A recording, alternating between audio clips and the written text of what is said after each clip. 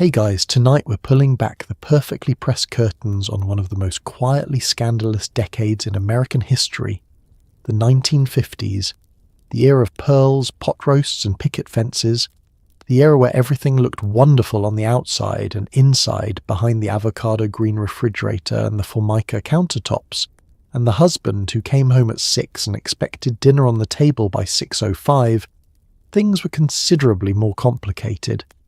Now, before you get comfortable, take a second to like the video and subscribe, but only if you genuinely enjoy what I do here. And a huge, heartfelt thank you to the viewer who suggested tonight's topic. You know who you are. I love that you're out there thinking about 1950s housewives at whatever wild hour you sent that message.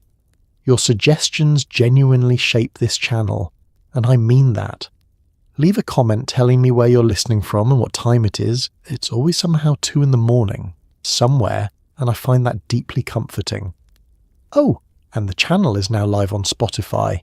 The link is in the description if you prefer to let history lull you to sleep through headphones. Highly recommended. Now, dim those lights. Put a fan on if you've got one, pull that blanket up to your chin, and make yourself as horizontal as possible, because tonight we are going fully undercover. But first, a few questions worth sitting with. Have you ever wondered what it actually felt like to run a household like it was a full-time military operation, unpaid, unrecognised, and expected to be done with lipstick on?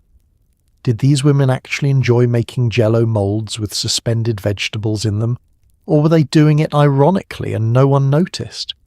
What happened when the husband fell asleep at 9 and the wife was still wide awake with a glass of sherry and a secret? Did they talk to each other? Really talk? What were they reading when nobody was looking? What were they dreaming about? While they vacuumed the same carpet for the 3rd time that week? And perhaps most importantly, what exactly was happening at those Tuesday afternoon neighbourhood get-togethers that somehow always ran 3 hours longer than planned? Congratulations, you've just woken up in 1953. You're wearing a housecoat. There's a casserole in the oven, a child somewhere doing something suspicious, and your neighbour Donna is already ringing the doorbell 45 minutes early. Good luck. Before the husband stirred and before the children crashed downstairs like a small herd of confused livestock, she was already up. The alarm didn't go off so much as she simply woke, the way women who carry too many things in their heads tend to do, efficiently, quietly, without complaint. The kitchen had to be warm, the coffee had to be hot, and her hair had to be done by the time anyone else appeared. Because in 1950s America, a wife who greeted her husband looking anything less than composed was a quiet failure, and quiet failures had a way of becoming loud ones. So you rise. It's somewhere between 5:30 and 6, depending on how many children you have and how ambitious your breakfast ambitions are. The house is cold in that particular way, that houses get cold when they've been sitting quietly all night without anyone in them to generate heat or noise.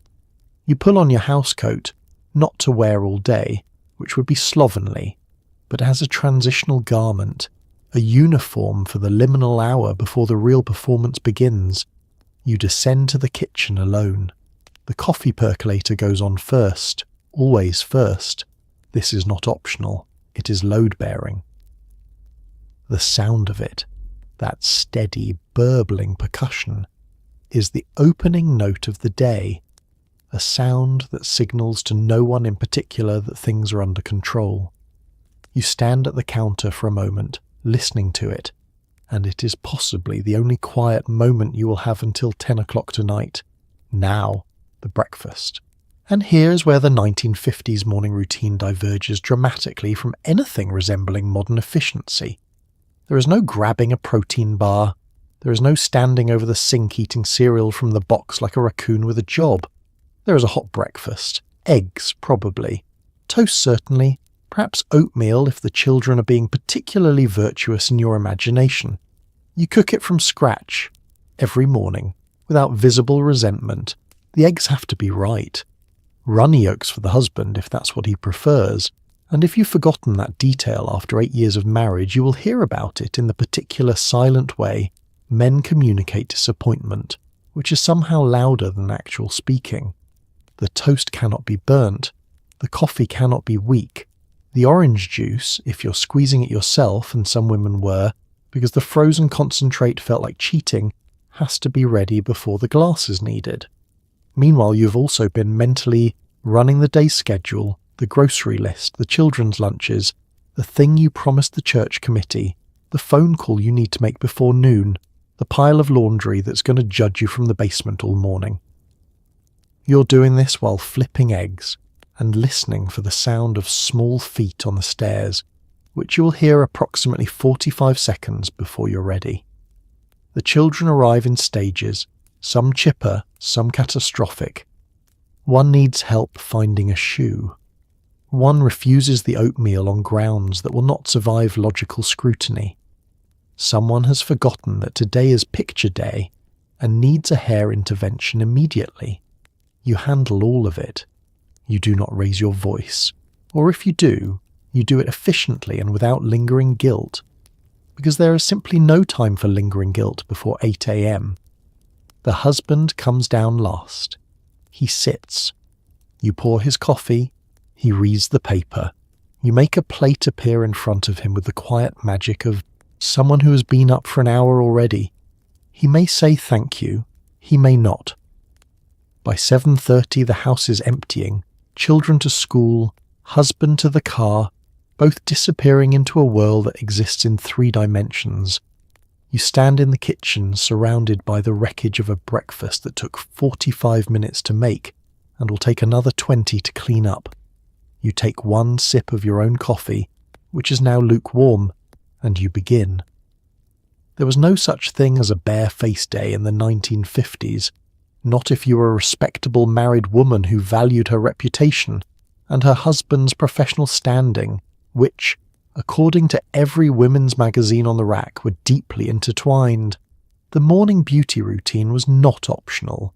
It was armour, foundation, powder, lipstick, in a shade bold enough to signal cheerfulness, but not so bold as to suggest opinions. It took 45 minutes minimum, and it was expected to look completely effortless. The domestic equivalent of a magic trick performed daily before breakfast. You sit at the vanity. It is a piece of furniture designed for exactly this purpose, a small dedicated altar to the daily work of presenting yourself acceptably to the world, which in practical terms means to your neighbourhood, your husband, and whoever you might encounter at the grocery store on a Tuesday. The mirror is well lit, and it is not flattering, and that is the point. The foundation goes on first, blended with fingers or a damp sponge into something that approximates your skin but smoother, more unified, as if your face were a wall that someone had just given a fresh coat of paint. The standard of 1950s foundation was not the dewy, let your skin breathe philosophy of later decades. It was coverage. Full, decisive, unapologetic coverage. The goal was a face that looked finished, in the way that a room looks finished when all the furniture has been placed correctly and nothing is visibly broken. Then the powder, pressed, firmly with a puff until everything stops shining. Shine, in the morning beauty lexicon of the post-war era, was the enemy. A shiny face suggested exertion, which suggested imperfect management of your physical presentation, which, if you followed the logic all the way down, suggested some broader failure of character. Best to powder aggressively and eliminate the possibility entirely. The eyebrows got penciled in, arched to communicate pleasant alertness. The mascara went on in careful strokes, the 1950s wand being considerably less sophisticated than what came later. It was a small cake of product you worked with a wet brush, and it required patience, a steady hand, and an acceptance that one eye was always going to be slightly more impressive than the other. You developed a favourite eye. Everyone did. Nobody talked about it. Lipstick was the final and most important act. The shade was deliberate. Red for evenings, coral or rose for daytime, a colour that said "I am a woman who's made an effort," which translated culturally as "I am a woman who takes her responsibilities seriously." You applied it without the mirror eventually, the way a pianist plays a scale, automatically, accurately, out of pure repetition. Now, the hair. This had usually been set in rollers the night before, which is its own remarkable story involving sleeping on hard plastic and waking up with a headache. But the results, a structured, controlled wave that held its shape for days, were considered worth it. You combed it out, teased it gently at the crown, pinned what needed pinning, and sprayed the whole architecture into permanent commitment with a lacquer so powerful it could survive moderate weather. You look at yourself in the mirror when it's done. You look correct. You look like the woman you're supposed to be, which is not quite the same as looking like yourself.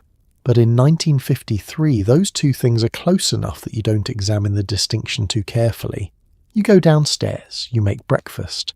Nobody mentions the 45 minutes it took to be this casually put together. That's how you know it worked.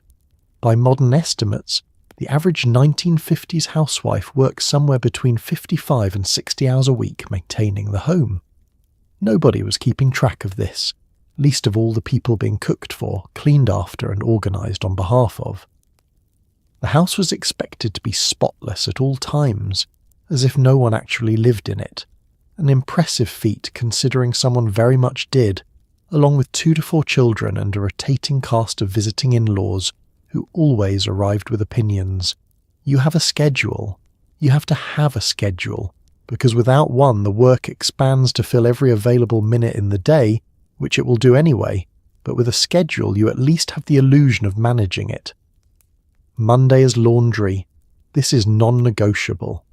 The laundry pile by Monday morning in a household of 4 or 5 people is a monument. It has weight and ambition, and it will not be reasoned with. You sort it. Whites from colours, heavily soiled from lightly, the children's things from the grown-up things, the husband's work shirts from everything else, because work shirts require ironing, and ironing is its own separate confrontation. The washing machine is new. You are in theory grateful for it. It replaced a washboard arrangement that involved considerably more physical effort and slightly more moral clarity about what the job actually cost. The washing machine makes the washing easier. It does not make the folding, the sorting, the hanging, or the ironing easier, and those are where the hours live. Tuesday is for deeper cleaning, the kind of cleaning that isn't visible unless you don't do it. Baseboards, the inside of the oven, the top of the refrigerator, which collects grease in quantities that seem physically implausible given how high up it is. Windows get washed, floors get scrubbed rather than just swept, and the bathroom, which 3 or 4 people are using with the casual destructive confidence of people who are not the ones cleaning it, gets the full treatment. Wednesday might theoretically be lighter. It isn't. The cooking runs parallel to everything else. You don't cook dinner at dinner time. You begin thinking about dinner at breakfast, start prep at 3, and by 5 you're managing multiple things on a stove that requires your full attention. Nothing is instant. Nothing comes from a bag that already has the seasoning in it. There is a meat, probably, a roast, or chops, or a chicken, and vegetables prepared from their original vegetable state, and a starch of some kind, and a dessert if it's a day that calls for one, which most days do. Nobody asks how long it took. Nobody thinks to ask, really, not because they're unkind, but because the invisible nature of the labour is structural. The house is clean, the food is there, the children are fed and reasonably presentable. The machine is running. That it requires a skilled operator working continuously is simply not part of the operating theory of the 1950s household. What the women of the era developed, in response to this, was an extraordinary efficiency, a capacity to run multiple threads simultaneously, to anticipate needs before they were expressed, to troubleshoot problems with whatever was on hand. They were managing logistics operations of genuine complexity without job titles, support staff, or overtime pay. The house, at 5:30 in the evening, looks exactly as it's supposed to. Dinner is ready. The surfaces are clear. The children have been redirected from whatever they were doing into something presentable. You've worked a full day. You'll work another 3 or 4 hours after dinner. You would never describe any of this as work. That wasn't the word for it. The weekly trip to the grocery store was never just a grocery run. It was a performance, a social audit, and occasionally a competitive sport. You showed up put together because running into a neighbour in curlers was the sort of thing that got mentioned at Bridge Club for months, and you navigated the aisles with the quiet precision of someone who had memorised her husband's preferences, her children's allergies, the current prices per pound, and the unspoken hierarchy of who got to go first at the deli counter. You have a list. You always have a list, written in the specific shorthand of someone who's been doing this long enough that the usual is a meaningful entry. The list is organised by aisle, because you have done this route enough times that your mental map of the store is as detailed as a floor plan. You know which checkout lane moves fastest. You know which produce arrives fresh on which days. You know that if you want the good cut of chuck roast, you have to get there by 10 in the morning, and you cannot hesitate. The car, if you have it today and you may not, depending on what the husband needed, is parked carefully. You check your hair in the rearview mirror before you get out. This is not vanity. This is reconnaissance. Because the grocery store in a 1950s suburb is a social space first and a commercial space second. And the intelligence gathered in this building on a Tuesday morning will circulate through the neighbourhood by Thursday afternoon. Inside, you run into Carol from 2 streets over almost immediately, which is statistically inevitable. Carol's cart contains things that tell you something about her week. You read them. She reads yours. Neither of you acknowledges doing this. You discuss the weather and the school schedule and the price of everything, which has gone up again, and someone mentions the new family that moved in on Larchwood, and what do you think, and you say something non-committal and file the question away for later. At the butcher counter, you know exactly what to ask for and how to ask for it. Butchers responded to knowledge. If you came in vaguely requesting something for dinner, you got whatever needed to move. If you came in asking for a specific cut, trimmed a specific way, you were taken seriously. Women who knew their way around a butcher counter were conducting a small daily act of professional competence that had no official name. The budget is in your head. It is precise. There is no credit card. There is cash in an envelope that has been allocated with the kind of attention a CFO gives a quarterly report. You know exactly how much is in it and exactly how far it has to stretch. And if the price of something has gone up since last week, you are doing the arithmetic in real time, while appearing to simply be reading a label thoughtfully. You pay. You load the bags into the car, or into the wheeled cart you've walked from home, depending. You drive back, or walk back, mentally already composing the week's menu from what's in the bags. Before you've pulled out of the parking lot, dinner tomorrow is already planned. The social information gathered in 45 minutes of grocery shopping will require its own separate processing time. You'll think about Carol's cart for the rest of the afternoon, whether you want to or not. In no other decade had kitchen appliances carried quite as much cultural weight. The post-war economic boom flooded American homes with gleaming new machines, electric ranges, automatic washing machines, upright vacuum cleaners, and the women who owned them were expected to feel liberated by them, which some did and many quietly didn't. A new refrigerator wasn't just a new refrigerator. It was a declaration of your household's position in the social order, admired by neighbours during kitchen tours that were absolutely a thing people did. You understand this. When the Hendersons got a new Frigidaire with a double door and the automatic ice maker, Margaret Henderson mentioned it twice in the span of one Sunday, and everyone noted this, and everyone also went to look at it when invited, because that was the social contract of the era, and the refrigerator was genuinely impressive. It was large, it was white, It hummed with the quiet confidence of something that cost a significant amount of money.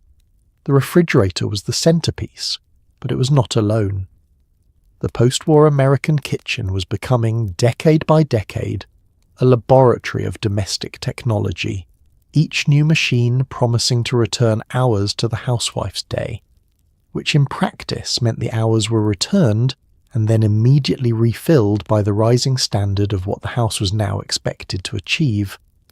You had a washing machine, so your family's clothes could be washed more frequently, so they needed to be washed more frequently. You had an electric range with more precise heat control, so your cooking could be more ambitious, so it was expected to be. The vacuum cleaner was a particular example. Before the upright electric vacuum, carpets were beaten outside, which was hard physical labour, but which was also notably done infrequently. With the vacuum cleaner in the house and operational, carpet cleaning went from a seasonal event to a weekly standard, and in some households to a daily one. The machine had not reduced the work, it had raised the floor. This was the sneaky arithmetic of post-war domestic technology, and the women living with it noticed, even when the magazines extolling the new appliances did not. Advertisements for kitchen appliances in the 1950s were a particular art form. They showed women in full dress and lipstick gazing at washing machines with the kind of expression normally reserved for romantic encounters. The copy used words like freedom and modern and effortless. The implicit argument was that technology and domesticity together constituted the ideal American female life, that the gleaming kitchen was the reward for choosing the right path. The women reading these ads had complicated feelings about them that they mostly kept to themselves. The appliances were not, it should be noted, entirely unwelcome. Running water, electric ranges and mechanical washing machines had materially reduced the physical brutality of housework compared to a generation earlier. The women of the 1950s were not nostalgic for washboards. They were simply noticing that the labour-saving promise of each new machine seemed to be followed, almost immediately, by a corresponding increase in what the labour was expected to produce. The kitchen became a showroom, a workspace, and an identity. A well-equipped kitchen said something about you, about your husband's income, your organisational capacity, your modernity, your commitment to the domestic project. When a neighbour came over, she would see the kitchen. She would form conclusions. You kept yours spotless, obviously. The 1950s casserole is perhaps the most honest artefact of the era, a dish that took everything available, covered it in cream of something soup, topped it with crushed crackers, and called it dinner. Women were expected to cook 3 meals a day, 7 days a week, with enthusiasm.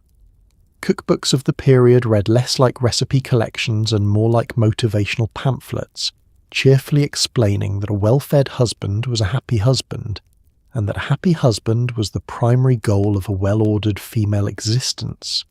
You cook constantly, in the way that breathing is constant, as background condition, as ongoing maintenance of your household's continued functioning. The question is not whether you will cook, but what, and what has variables. The budget, what's in the refrigerator, what the children will actually eat versus what they are supposed to eat, versus what they will eat under protest after a brief negotiation, and what mood the husband is likely to bring home from work, which you have learned to anticipate with a meteorologist's attention to early signs. The casserole emerged as the 1950s solution to several problems simultaneously. It was economical.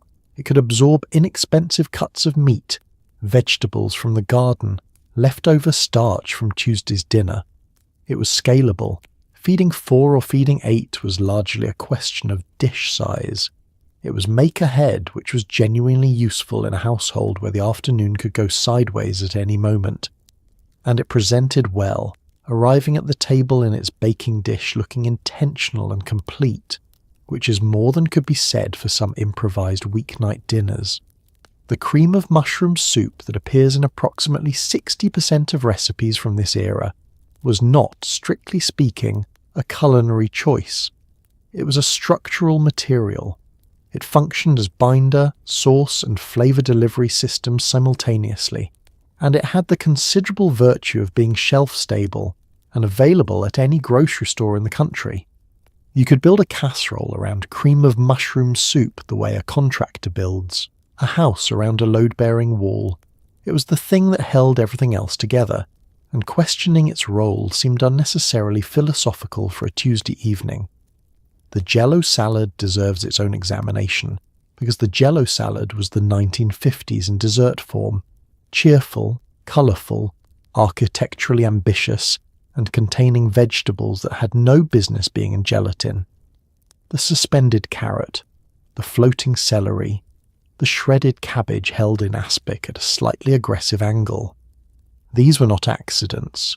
These were recipe-tested, magazine-published creations prepared by women who'd been told that modern cooking was creative cooking, and who applied that instruction with a literal commitment that the recipe developers may not have fully anticipated. Cooking was also, quietly, one of the few domains in which a 1950s housewife held genuine authority. In the kitchen, you made decisions. You determined what the family ate, which gave you a subtle but real form of power that the era's rhetoric about selfless domesticity tended to obscure. And if you happened to make a dish that your husband particularly disliked, on a night when you were particularly tired and he had been particularly unhelpful, well, accidents happen in any kitchen. The cookbooks did not discuss this. The cookbooks discussed presentation. Dinner arrived at the table hot, complete, and unaccompanied by any visible evidence of the afternoon it had taken to produce it. That was the standard. You met it every evening without being asked to. The casserole was delicious. You had made it 100 times. You could make it in your sleep, which some evenings was approximately the state you were in. The arrival of the husband at the end of the workday was a moment that the entire household schedule had been quietly building towards since dawn. The children were meant to be scrubbed. The house was meant to smell of something warm. The wife was meant to be calm and pleased, to see him, regardless of what kind of day she'd actually had.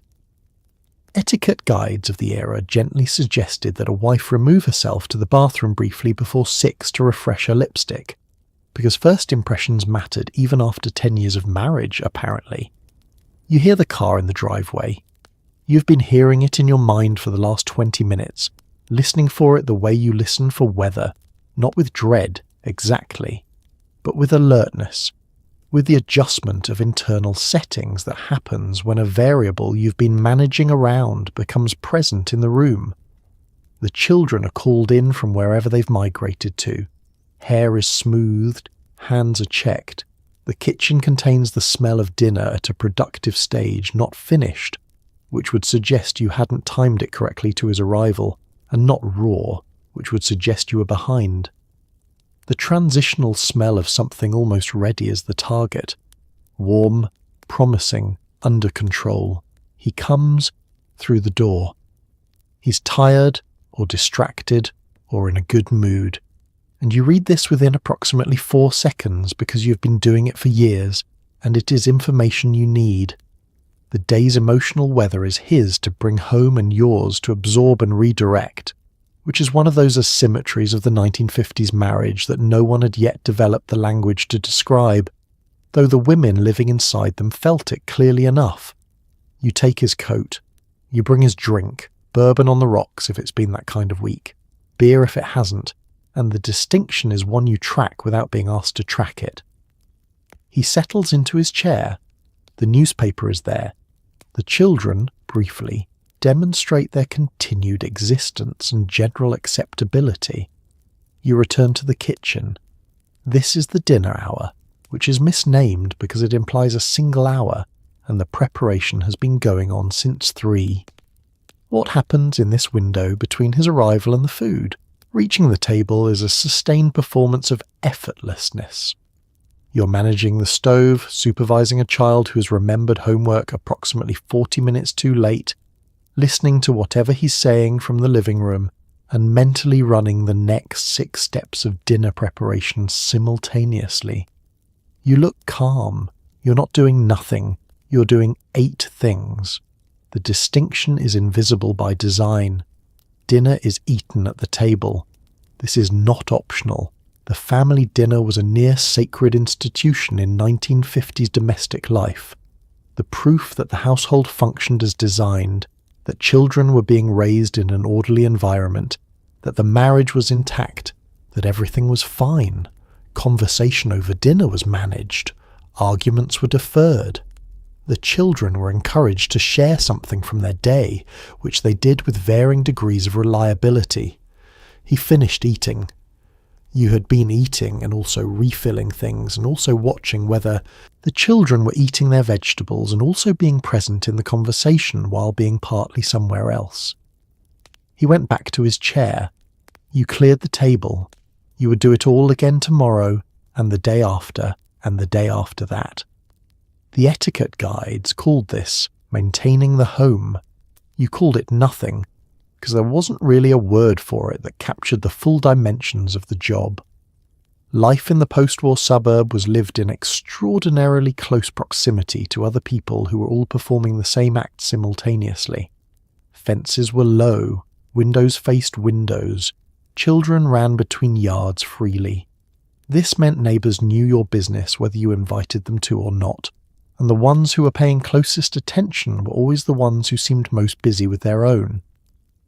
The neighbourhood was social scaffolding, useful, supportive, and occasionally load-bearing in ways that had nothing to do with architecture. You know, your block the way you know your kitchen, which counter holds what, which drawer sticks, which neighbour is reliable in a crisis, and which one will tell everyone about it immediately afterward. The two are not always separate people. Barbara across the street is both. You appreciate this about her in a complicated way. The neighbourhood operated on a system of visible signals. A house with its curtains still drawn at 9 in the morning meant someone was sick, or someone was having a difficult week, or, and this was the one people really wanted to know about, something was happening in that marriage. The garden said things, the car said things, the way you answered the door said things. The 1950s suburb was a place of significant involuntary transparency, and the response to this was not to stop broadcasting, but to get much better at curating what you broadcast. You learnt to be fine. Not actually fine, genuinely fine was a variable state available to everyone on some days and nobody on all of them, but visibly, publicly, on the street fine. You walked to the mailbox with purpose. You greeted people warmly. If something was wrong inside the house, it stayed inside the house, and the house's exterior, the lawn, the paint, the curtains, the general impression of orderly domestic operation, communicated nothing but competence. This required energy, a sustained, quiet, continuous expenditure of energy that lived in the space between your actual interior state and the one you were presenting, and that gap, wide some days, narrow others, was nobody's business but yours. Community was real, though, alongside the performance. When a woman on the block had a baby, meals appeared on her porch without organisation. It simply happened through the organic coordination of women who understood exactly what a new mother needed and didn't wait to be asked. When someone's husband was in the hospital, children were absorbed into neighbouring households without comment. When the weather broke a pipe, there were people at the door with tools inside the hour. This is what the post-war suburb was, alongside everything else it was. A functional mutual aid society that nobody called that, staffed almost entirely by women, operating on the informal currency of reciprocal attention and care. It required proximity and repetition, and the kind of knowledge of other people's lives that only comes from living alongside them, long enough to understand what they need before they say it. The surveillance and the support were not separate systems. They were the same system, run by the same people, on the same block, on the same quiet Tuesday morning. You waved to Barbara across the street. She waved back. Both of you knew the wave contained more information than it appeared to. The mid-morning coffee clatch, a gathering of neighbourhood women, usually in someone's kitchen, usually involving a coffee cake that was somehow both dense and ethereal, was officially described as a casual social visit. And roll, practice. It was one of the only spaces in a 1950s Housewives week where she could speak freely, complain gently, speculate wildly, and be understood completely by people living the exact same life in the houses immediately surrounding hers. What was said over those coffee cups would have made the husbands significantly more nervous than they were. It begins around 9:30, after the children are in school and the husbands are at work, and the morning's first wave of housework has been addressed enough that leaving the kitchen for an hour feels technically defensible. You walk to whoever's hosting. It rotates loosely, without formal scheduling, in the way that arrangements between women who see each other every day don't need to be formal, and you bring something, a plate of something, because arriving without a contribution is not done. The kitchen is warm, the coffee is already on. There are 4 of you, or 5, depending on who has a conflicting errand or a particularly demanding child situation today. You sit, and you pour, and for approximately the first 4 minutes the conversation is about the weather and the children and whatever immediate neighbourhood event has provided the week's opening material. Then someone says something real. It might be small, a comment about being tired, delivered in a tone that carries more weight than its words, or it might be larger, a piece of information about a marriage or a money situation or a health scare that has been contained all week and is finally being set down where it can breathe, and the room adjusts, the way rooms adjust when the social register shifts from performance to honesty, and suddenly you're all having the actual conversation. These conversations had no names in 1953. They were not therapy. There was no framework. They were not activism. No one was organising anything officially. They were simply women in a kitchen talking to each other about their actual lives, with the particular candour available when everyone present is living a sufficiently similar version of the same experience that nothing requires much explanation. You could say, "I am so tired," without specifying why, and be understood completely. You could say, "He doesn't see me," and communicate an entire architecture of longing and frustration in 4 words. You could laugh about something that was not technically funny, and have the laugh returned with full comprehension of what was being laughed at and what underneath it was not funny at all. The coffee cake got eaten, more coffee got poured, someone's child came home for a forgotten lunch and was fed and sent back. The conversation moved through several territories, something light, something serious, something that made everyone laugh until someone nearly spilled her cup, and then settled, eventually, into the comfortable quiet of women who have said what needed saying and are now simply sitting together in it. By 11, you were back home. The kitchen was waiting. The afternoon was ahead. You felt, for reasons that were not easy to articulate to anyone who hadn't been in that kitchen, considerably better equipped for it. The post-war baby boom dropped an extraordinary number of children into households that were, ideologically speaking, not entirely prepared for them.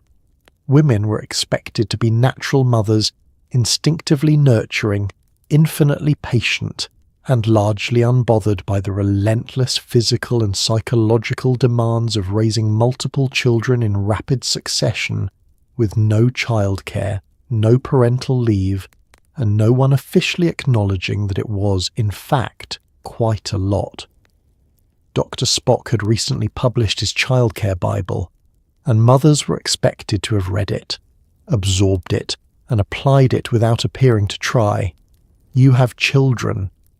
2 or 3 or 4, the era's cultural expectation tended toward more rather than fewer, and the space between children in a 1950s family was measured in years rather than the careful planning that came later.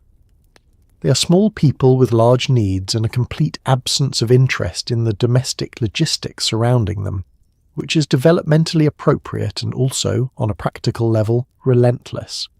Dr. Spock's Baby and Child Care, published in 1946, had landed in American households with the force of a new religion. It told mothers to trust their instincts, which sounds liberating until you realise it was being said to women who had been told for decades that their instincts in nearly every domain were inferior to expert opinion, and who were now being told to trust the instincts they had never been permitted to develop. The book was warm, accessible, and genuinely useful in many respects. It was also 300 pages of something else on the daily to-do list. The children needed feeding, and the feeding was constant in the particular way young children are constant, not always hungry at the same time, not always interested in what was prepared, occasionally interested in things that were not food. They needed clothing that required washing and mending and replacing as they grew out of it, on a schedule that seemed deliberately timed to be inconvenient. They needed supervision in the yard and homework managed in the evenings, and the school's periodic communications about their progress, which arrived in the form of notes home that could mean anything from excellent to please come in immediately. They got sick. This was the development in a household with no backup system that functioned like a small natural disaster. Suddenly the entire day structure was gone, replaced by a child on the couch requiring attention and liquids, and the particular comfort of a mother physically present in the room, and also still requiring dinner and clean laundry, and all the rest of it continuing in the background. You were the medical system. Dr. Spock covered some of this. For the rest, you relied on what your own mother had told you, what the neighbour who was a former nurse had mentioned in passing, and a working knowledge of when something was serious enough to warrant the actual doctor, which cost money and was therefore a judgment call every time. And yet, the children were also the point, in a way that existed alongside and sometimes in tension with everything else.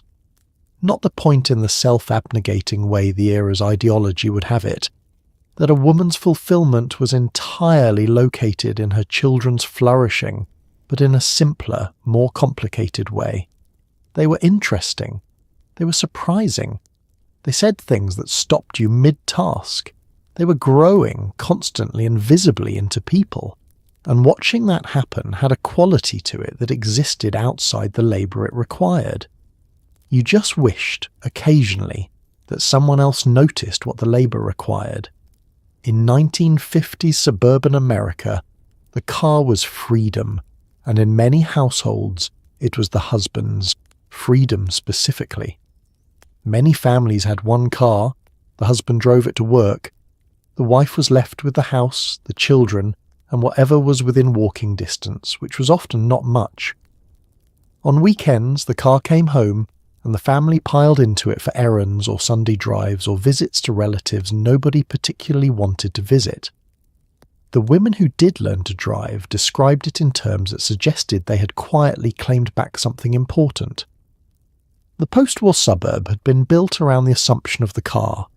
Distances between things, the grocery store, the school, the doctor's office, the dry cleaner, were calibrated for someone with access to a vehicle, which meant that on the days the car was gone, the geography of your life contracted significantly.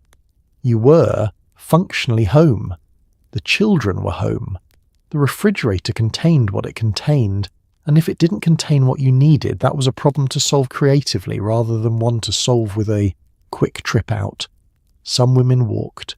This was fine in good weather, less fine in February with 2 children and a bag of groceries, and quietly understood by everyone in the neighbourhood to represent a particular domestic circumstance, the single-car household, the husband who needed it, the wife who was managing. Nobody said anything about this directly. Nobody needed to. The women who had their own car, either a second household car, which was becoming more common as the decade progressed, or access to the family car on a reliable schedule, spoke about it in ways that were disproportionate to the thing itself. They drove to the grocery store and back and described the drive with a lightness that was not really about driving. It was about the 15 minutes alone in a moving vehicle, with no one asking anything of them, going somewhere they had chosen to go, at a speed they had selected, with the radio on whatever station they preferred, it was by any reasonable modern standard a very small thing. In the context of a life that was almost entirely organised around the needs of other people, it was not small at all. Learning to drive, for women who hadn't done it before marriage, was its own particular act of quiet self-expansion. Driving lessons in the era were sometimes conducted by the husband, which introduced dynamics that did not always make the learning easier, and sometimes by a driving school, which was considerably more effective and also removed the variable of someone gripping the dashboard in the passenger seat. Women who learned to drive as adults in the 1950s almost universally remembered the experience clearly, which tells you something about what it represented. The Sunday family drive was a ritual of the era that looked, from the outside, like leisure, and from the inside was frequently more complicated. The family loaded into the car, children in the back, no seatbelts, an arrangement that produced a particular travelling chaos and went somewhere. The somewhere was often vague: a scenic route, a drive-in for ice cream, a loop through a neighbourhood where slightly larger houses existed as a kind of aspirational tourism. The husband drove. The wife managed the children and navigated if needed and answered questions and kept things from deteriorating. It was not nothing. It was a change of scenery, a break from the house, a reminder that the world was larger than the block. On good days, with the windows down and something decent on the radio and the children briefly quiet in the back, it was genuinely pleasant. The car pulled back into the driveway. Everyone got out. The house was where you'd left it. You went inside and started thinking about dinner. By the late 1950s and into the 60s, tranquilizer prescriptions for American housewives had reached numbers that today read less like medical statistics and more like a distress signal in pharmacological form. Doctors prescribed them freely for what was described in clinical language as anxiety, nervousness, and domestic fatigue. Conditions that, if you read between the lines of the era's medical literature, were essentially what happened when a highly intelligent woman was handed a mop and told it was her calling. Nobody called it a problem. It was just what some women needed to get through the day. The drugs arrived with reassuring names and reassuring doctors, and a social context that made the whole thing seem entirely reasonable. Milltown came first in 1955, and within a year it was the most prescribed drug in American history. It was called a tranquilizer, which was a softer word than sedative, and a much softer word than what it actually was, a medication that turned down the volume on a mind that was producing too much signal for the life it was being asked to live quietly inside. You might not have taken it, or you might have, or you might have known 3 women who did, which at the prescription rates of the late 1950s was statistically likely.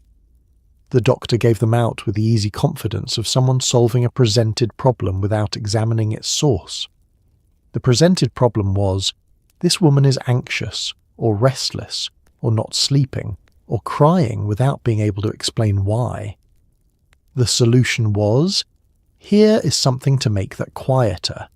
The question of why was not, generally, the direction the appointment went. It worked, in the way that turning down the volume on something works. The sound was still there, but you could no longer hear it clearly enough to act on it. Women who took tranquilizers in this period described feeling smoothed out, functional, capable of moving through the day without the edges that had been catching on things. This was considered a success. The sherry was older than the prescription drugs and considerably less medicalized. A glass in the afternoon, in the privacy of the kitchen, was not something anyone tracked or reported. It was a domestic, constant in enough households of the era that it barely registered as a habit, just a feature of the kitchen between 3 and 5, like the sound of the radio or the smell of dinner starting. The social context around women's afternoon drinking was shaped by the same mechanism that shaped most things women did in private. Nobody was officially looking, so the looking that did happen was informal, neighbour to neighbour, conducted in the vocabulary of concern rather than judgment most of the time. What nobody named, not the doctors, not the magazines, not the etiquette guides, and certainly not the husbands, was the underlying architecture. The anxiety being treated was real. The restlessness was real. The persistent, low-grade sense of living inside a life that was slightly too small, that had been designed to fit a particular theory of female happiness that didn't account for the actual dimensions of the person inside it, that was real too. Betty Friedan would eventually call it the problem that has no name in 1963, and the recognition that rippled through women who read it, the sense of being seen, finally, in something that had been invisible, was its own kind of diagnosis. But in 1957, it had no name. It had a prescription. You took it, or you poured a glass, or you did neither and simply kept going, which was also a choice, and also had costs. The day continued regardless.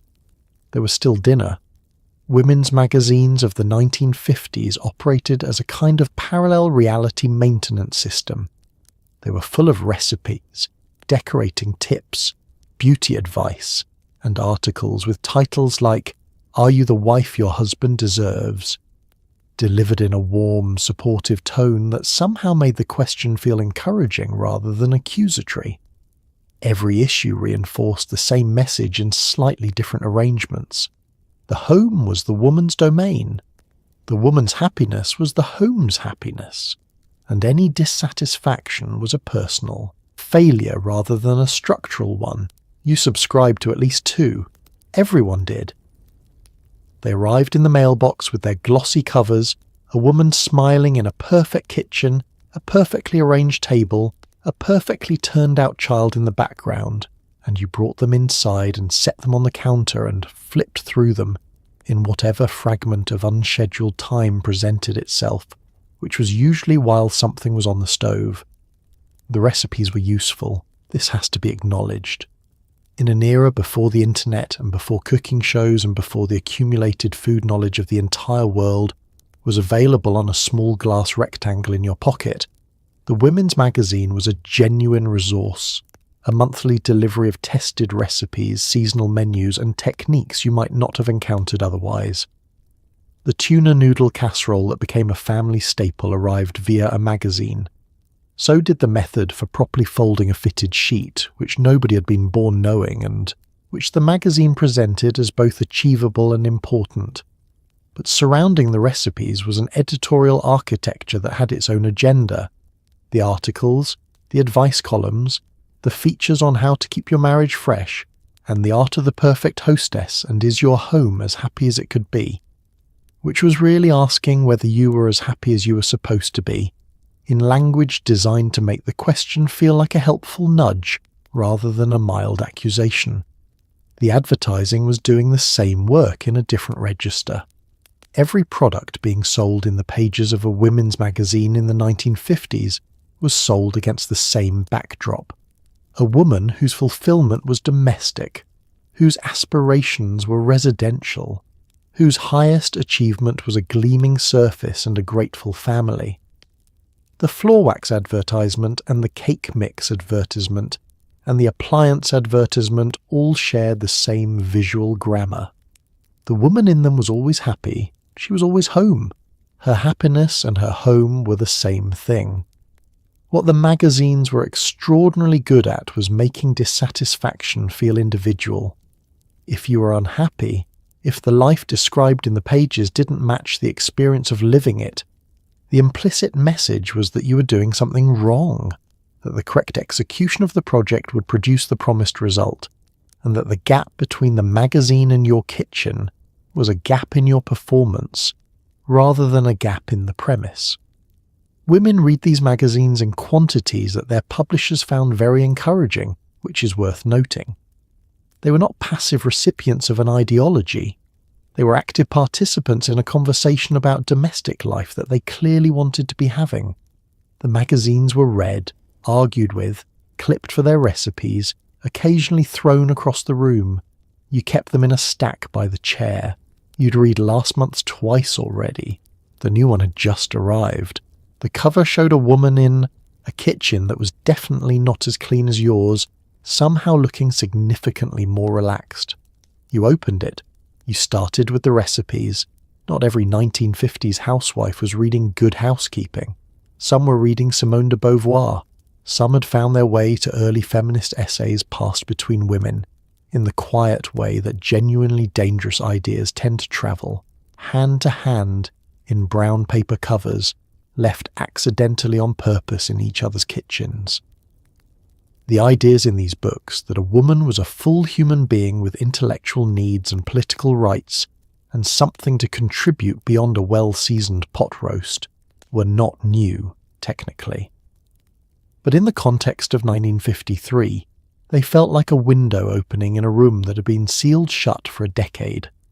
The reading happened in the hours that belonged to no one, after 9 when the house was quiet, or in the 20 minutes before the children came home from school, or on a Saturday afternoon when circumstances had aligned in a way that produced a pocket of unscheduled time. You took the book from where it was kept, which was not always on the open shelf in the living room, and you sat somewhere with good light, and you read. Simone de Beauvoir's The Second Sex had been published in French in 1949 and translated into English in 1953. It was not a casual read. It was dense, philosophical, occasionally infuriating, and described the condition of women with a clarity that produced in its readers, many of them sitting in the kitchens that the book was, in a sense, about, something between recognition and vertigo. It named things that had been present but unlabeled. It provided a framework for experiences that had previously been managed as personal idiosyncrasies. The book was not considered appropriate reading material for housewives, which had no official enforcement mechanism but did have a social one. A woman reading de Beauvoir was operating in a register that didn't fit easily into the 1950s domestic performance. Ideas, once engaged with seriously, had a way of making the performance harder to sustain, and the performance was load-bearing enough that anything weakening it was viewed with some concern by the people whose lives depended on its continuation.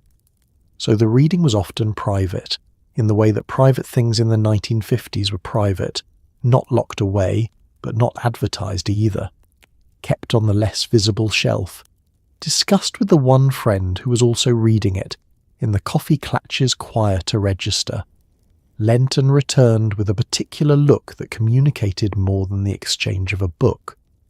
The effect was cumulative and irreversible. This is the thing about ideas that accurately describe your experience.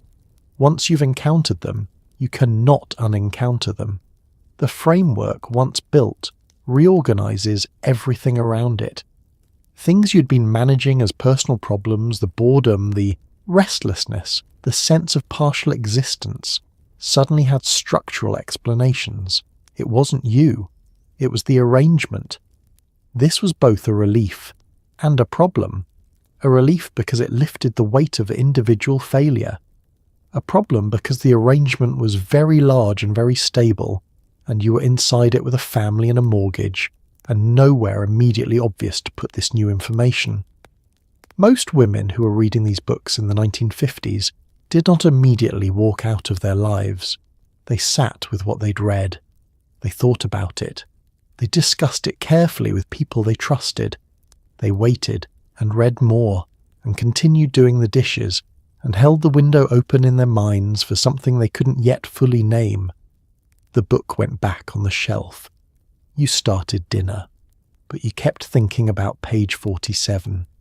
Alfred Kinsey published his landmark reports on human sexuality in 1948 and 1953, and the America he described was considerably more complicated than the one being depicted in television commercials. The polite fiction of the era held that married suburban couples had wholesome, infrequent, entirely functional intimate lives, and that anything beyond this was happening somewhere else, to other people. What was actually happening, per Kinsey's meticulous and somewhat startling data, was considerably more varied, more frequent, and far more interesting. Kinsey's first report, on male sexuality, had landed in 1948 with the force of something that couldn't be put back. His numbers on extramarital affairs, on sexual variety, on the gap between public behaviour and private behaviour, had produced in the American public a reaction that moved through disbelief, outrage, and reluctant recognition in roughly that order. His 1953 report on female sexuality was, if anything, more disruptive because it described women as having active, complex sexual lives with desires and experiences that the culture's dominant story about women and sex had not accounted for. The culture's dominant story was this: women were the brakes, men drove the car, women applied the brakes, marriage was the chassis that made the whole arrangement respectable, and anything beyond this framework was somebody else's problem happening somewhere else. The wife in the suburban house was not officially a sexual being in the full sense. She was a wife, which was a related but socially managed category. What Kinsey found, surveying thousands of women across America, was a population whose actual experience was substantially richer and more complicated than the story being told about it. Women were having satisfying intimate lives and unsatisfying ones and absent ones and secret ones. They had feelings about all of it. These feelings were not being discussed with their husbands in any systematic way, because the 1950s marriage did not generally provide a conversational structure for that kind of exchange. They were occasionally discussed with friends, in the oblique vocabulary of women who'd learned to talk around things they could not talk about directly. The gap between the public script and the private reality was one of the defining features of post-war American domestic life, and the sexual dimension of that gap was significant. Women who had desires that didn't fit the available framework, who found their marriages less than they had been told to expect, or who found themselves wanting things the culture had no polite name for, managed this primarily alone, in the interior space between the person they were and the person they were presenting. Some found each other. The friendships between women in this era carried more weight than was socially acknowledged, and some of those friendships crossed into territory the era's vocabulary couldn't accommodate. These relationships existed in the space between what was possible and what was permissible, and the women inside them understood both the value of what they had and the cost of its visibility. Kinsey's data sat in the culture like an open question that nobody in authority was rushing to answer. The reports were discussed in whispers at dinner parties, debated in magazines that covered the controversy without fully engaging its implications, and purchased in quantities that suggested a population eager to know what was actually happening behind everyone else's closed doors.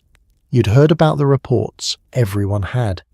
You'd thought about what they meant for longer than you'd told anyone.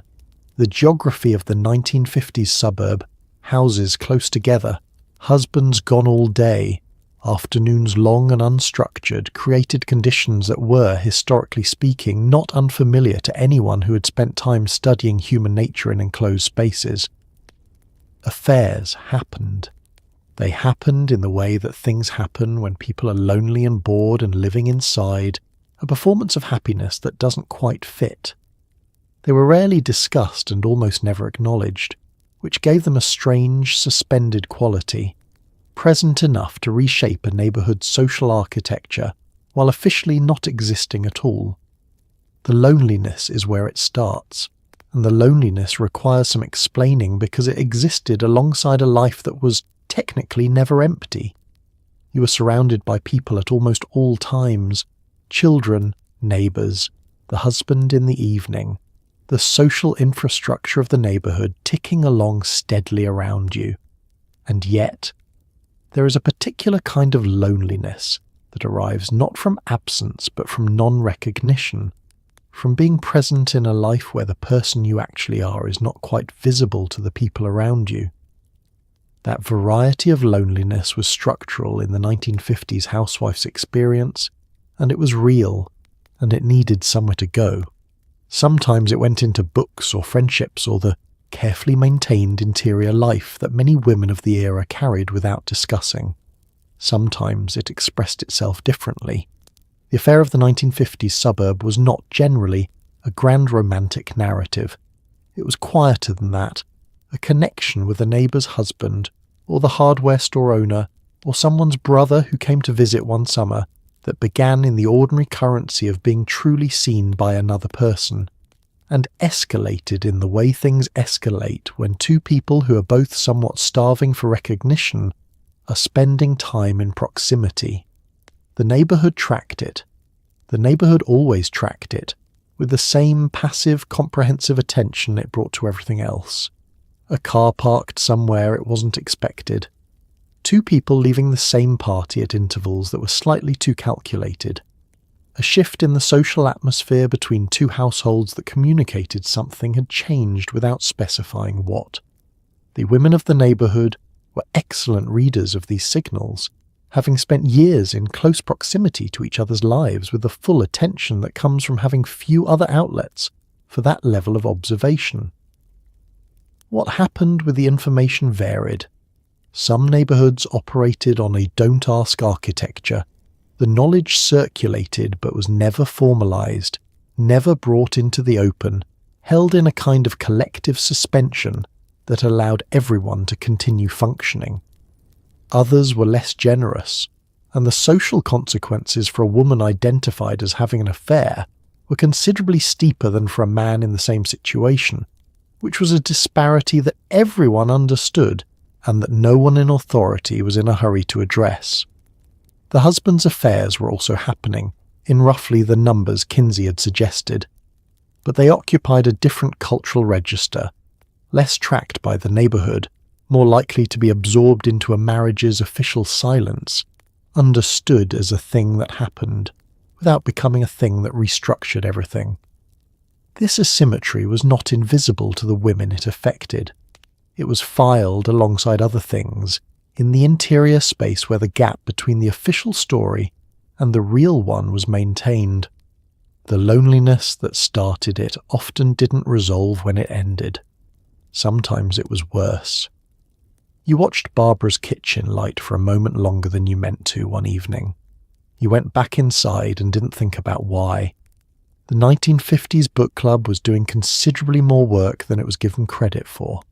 Officially, it was a social gathering, a monthly excuse for women to leave the house in the evening without raising eyebrows.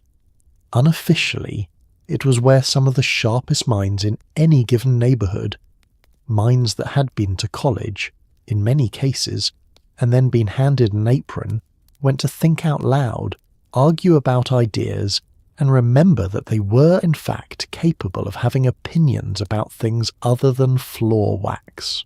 You got ready for book club differently than you got ready for anything else in the domestic calendar.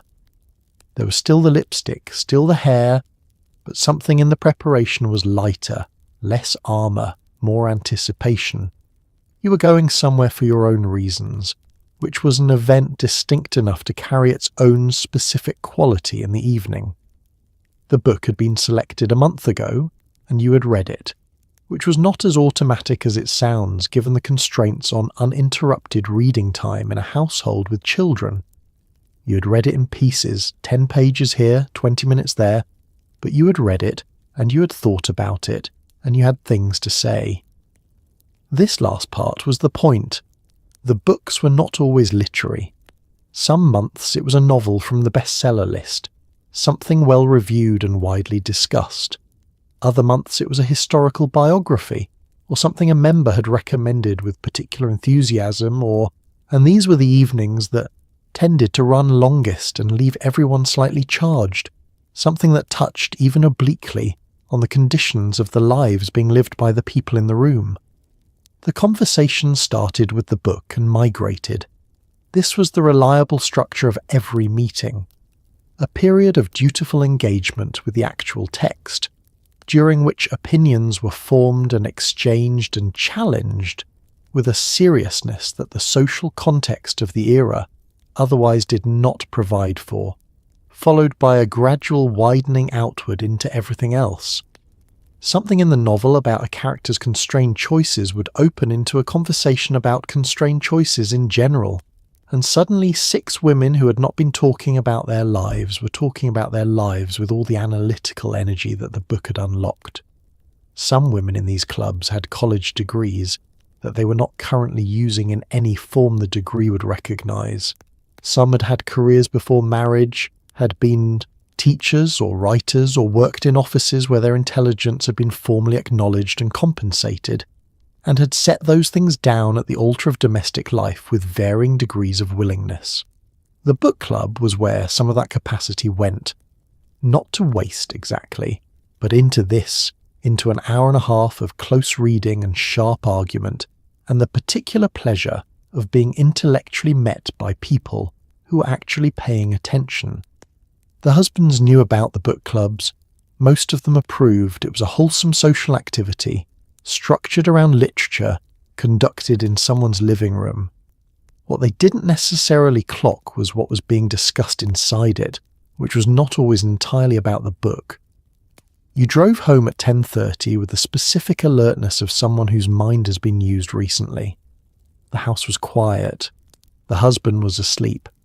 You sat in the kitchen for a while before you went to bed. You were still thinking about what Susan had said about the 3rd chapter. Religious life in 1950s America was both genuinely felt and socially mandatory, and the line between the two was not always easy to locate. Women ran the practical life of most congregations, the potlucks, the charity drives, the Sunday school, the visits to the sick, while the theology and the authority remained officially in the hands of the men. Church was also one of the primary ways a new family established itself in a neighbourhood, and a woman who didn't appear in the pew on Sunday mornings was the subject of a quiet but persistent conversation among the women who did. Sunday morning had its own choreography, distinct from every other morning in the week's schedule and considerably more demanding in the 30 minutes before departure. The children needed to be in their good clothes, which existed in a state of permanent war with their natural tendencies toward dirt and motion. The husband needed to be presentable.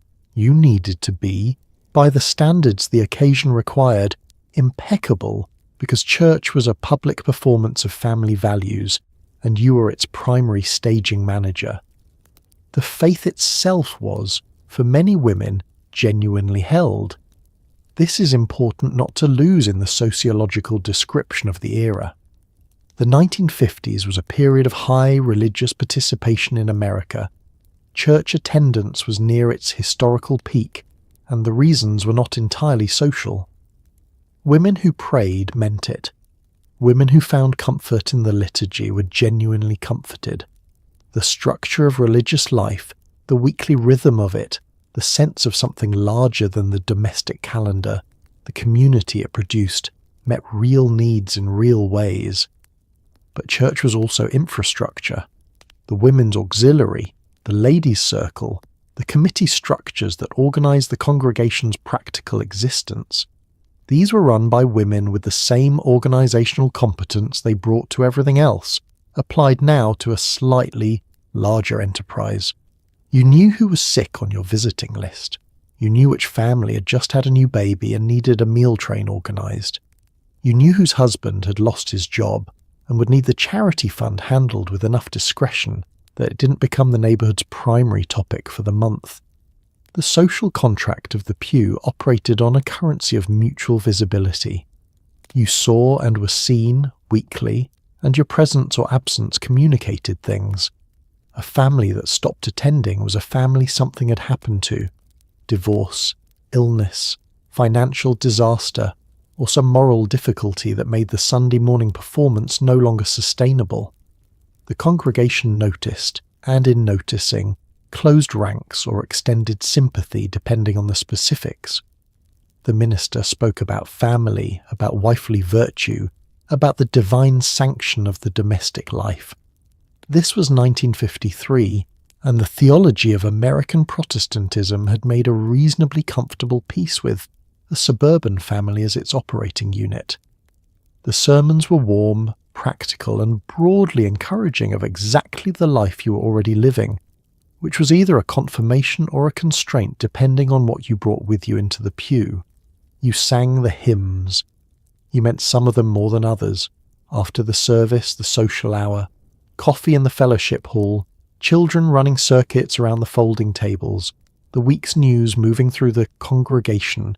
In the efficient, organic way news moves through any community that sees itself every 7 days without fail.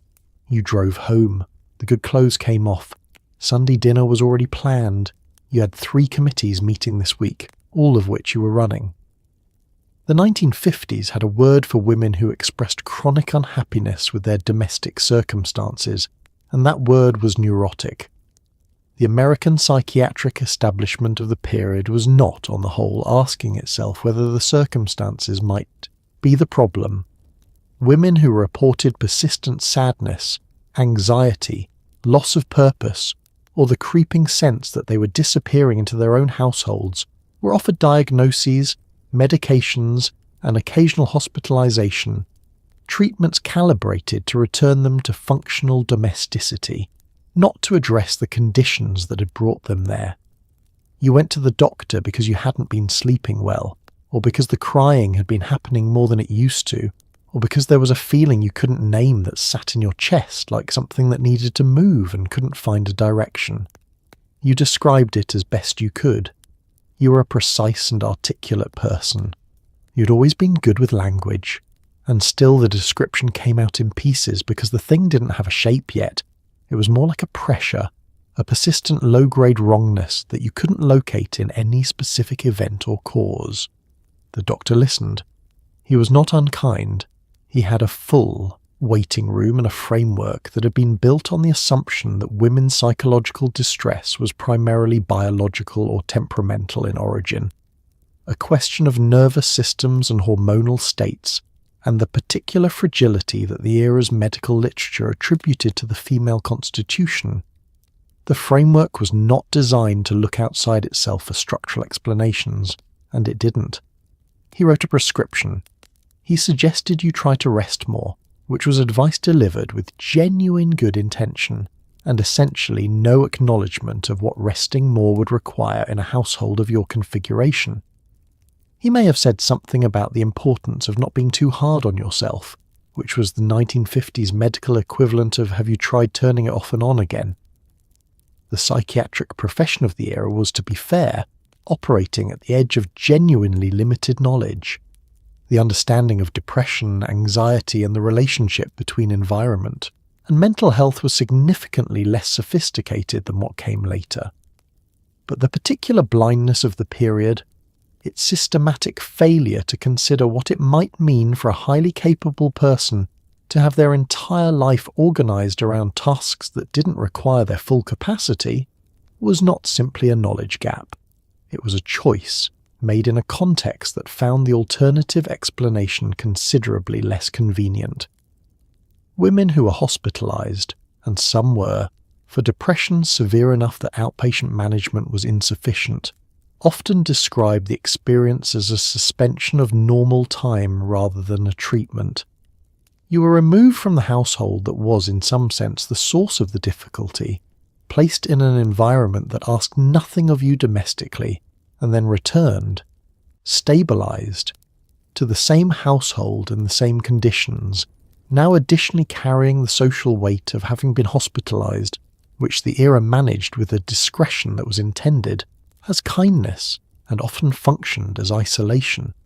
The women who came through these experiences and kept going, who metabolized the gap between what was wrong and what was being treated, who found other outlets and other frameworks for understanding themselves, who survived by finding in friendships or reading or small private acts of self-determination some piece of what the official structure wasn't providing, were doing something that required genuine resilience. They did it without being told they were doing something remarkable. They were. It was.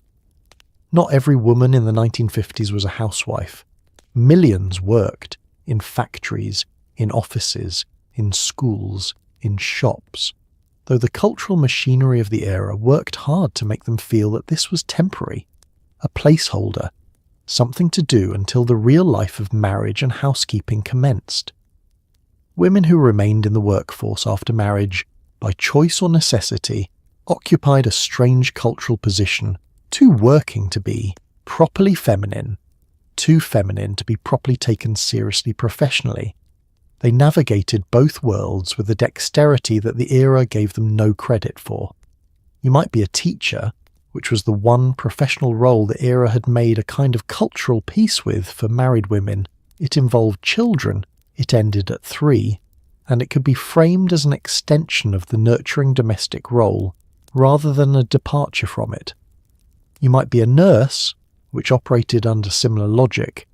You might be a secretary, which was its own complicated territory, a role that required intelligence, organisational capacity, and professional competence, and was compensated and categorised in ways that suggested none of these qualities were what was primarily being valued.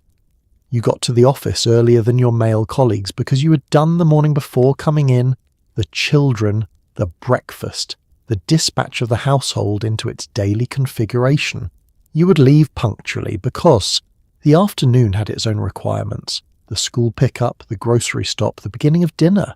In between, you worked.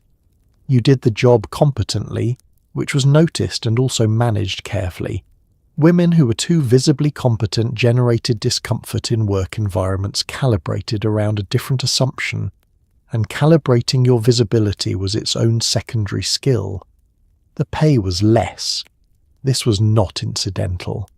The post-war wage structure had a systematic differential between male and female workers that was embedded in job classifications, hiring practices, and the general cultural consensus that a woman's income was supplementary. She was working for extras, for pin money, for the second car or the vacation, while the man's income was the real one. This assumption persisted regardless of household reality, and the household realities of women who were working because the family genuinely depended on their income were numerous enough to make the assumption obviously false, if anyone had been looking at the data carefully. The social pressure was consistent. Women who worked were quietly, persistently reminded that their children were paying a price, that the housework was presumably suffering, that something was being sacrificed on the altar of professional ambition, which was itself a phrase applied to women in the 1950s with the same tone reserved for a somewhat suspicious character trait. The women who kept working absorbed this pressure with varying degrees of equanimity. Some loved their work with a directness that the era's ideology found difficult to accommodate, not as a supplement to their real lives but as part of the substance of them. They went home tired in a way that was different from the tired of full-time housework, a tiredness that had specific professional content that was attached to achievements and problems and colleagues that didn't vanish when the front door opened. You walked in at 5:30 with a briefcase and an apron waiting. You put the apron on. You started dinner. You were by any reasonable measure doing 2 full-time jobs. The era called this making it work. Here are segments 21 through 30, each expanded to approximately 600 words. The post-war suburb was designed for a specific vision of domestic life, and that vision had not consulted the women who would be spending the most time in it. The houses were built far from city centres, far from public transportation, far from other women in many cases, clustered in rings of identical streets with names like Elm and Maple and Brookside that gestured at nature while replacing it with lawn. The stay-at-home wife of the period was, in architectural terms, quite neatly contained, which was either the point, depending on who you asked, or an accident of zoning law. Historians are divided. The Levittown model, mass-produced housing developments built at speed and scale to absorb the post-war population surge, had reproduced itself across the country with minor regional variations. The houses were small by later standards, efficient, identical in their basic geometry, and arranged on streets that curved without going anywhere in particular, a design choice that was partly aesthetic and partly the result of developers following terrain, but that produced in practice neighbourhoods with no clear path out on foot. You could walk. You would walk in a loop and return to where you started, which was a reasonable metaphor for certain other aspects of the life being conducted inside the houses. The kitchen faced the backyard. This was standard post-war design, and it was presented as a feature. The mother could watch the children while she cooked, supervising from the window without interrupting her work.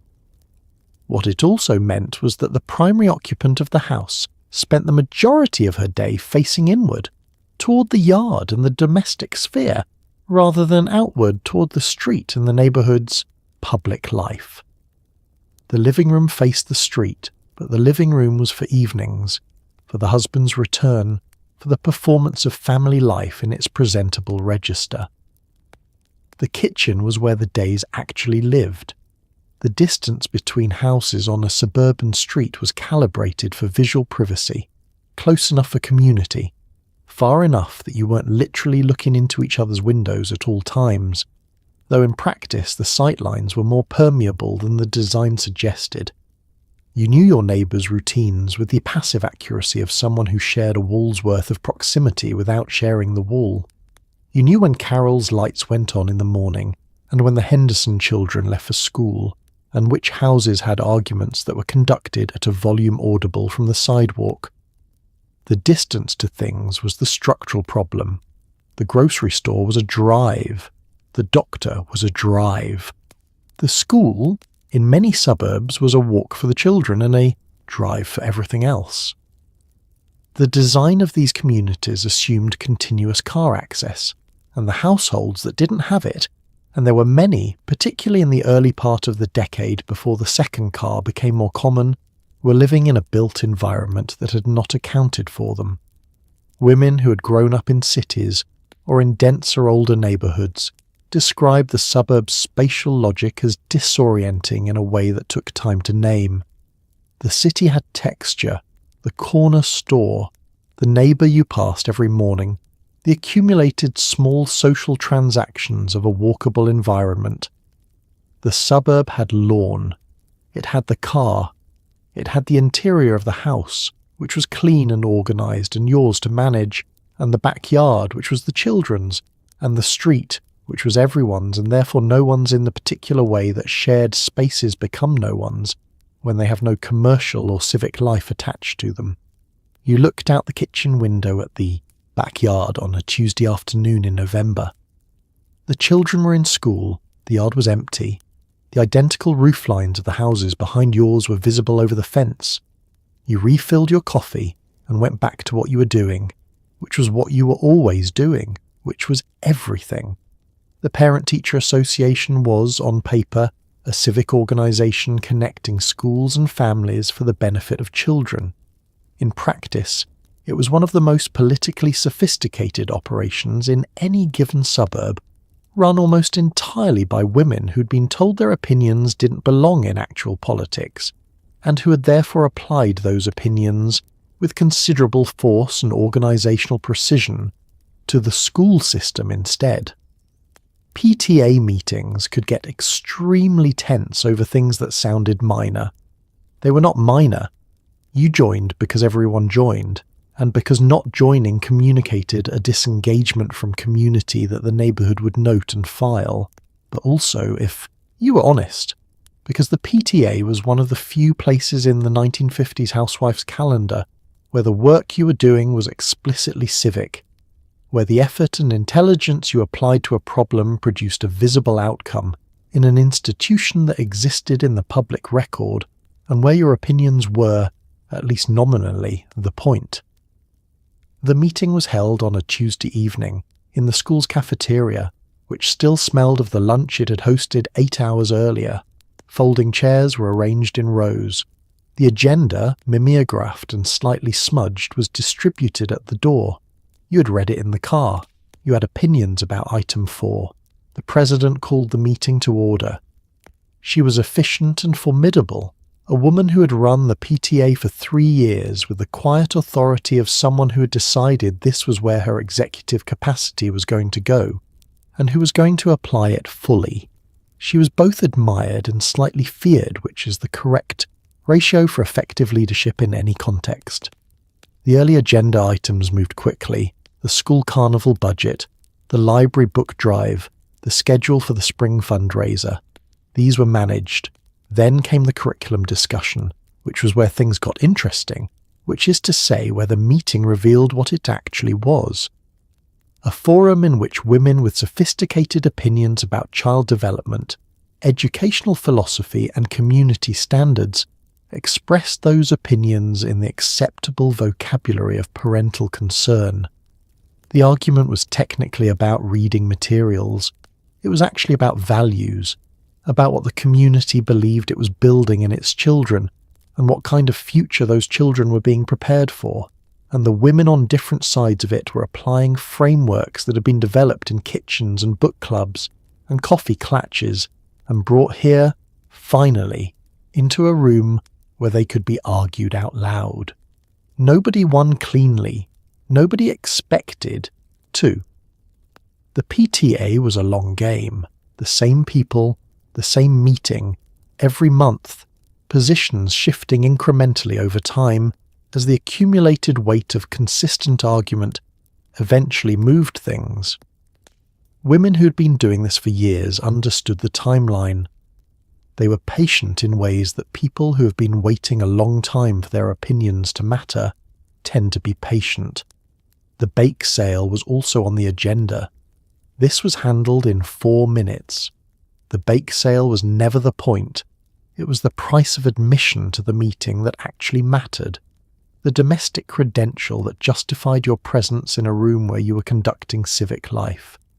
You drove home at 9:30 having argued clearly and well about something important. The bake sale was handled. You had signed up for brownies. The silhouette of the 1950s woman, nipped waist, full skirt, improbable posture, did not happen by accident.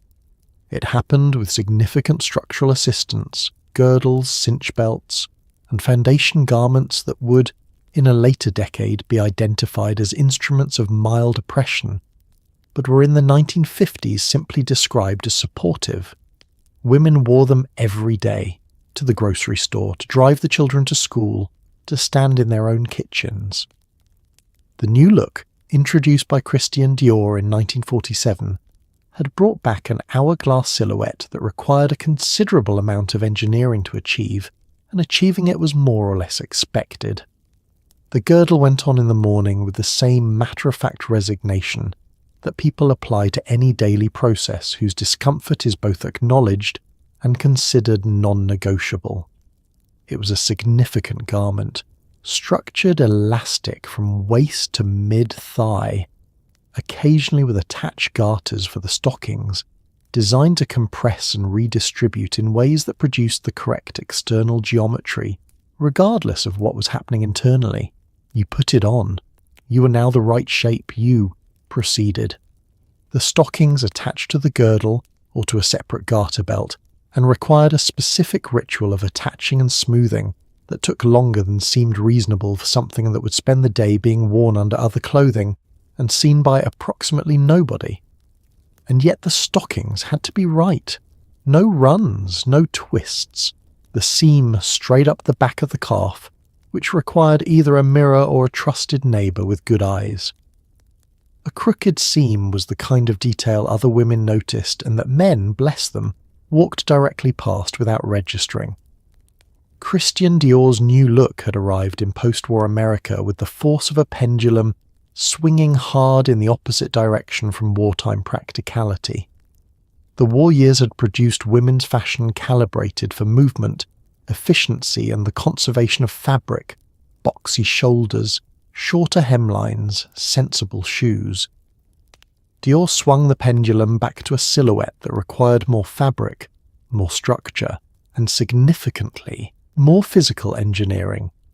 It was simultaneously luxurious, retrograde, and enormously influential, and the American fashion industry reproduced it at every price point, until it was simply what women's clothes looked like.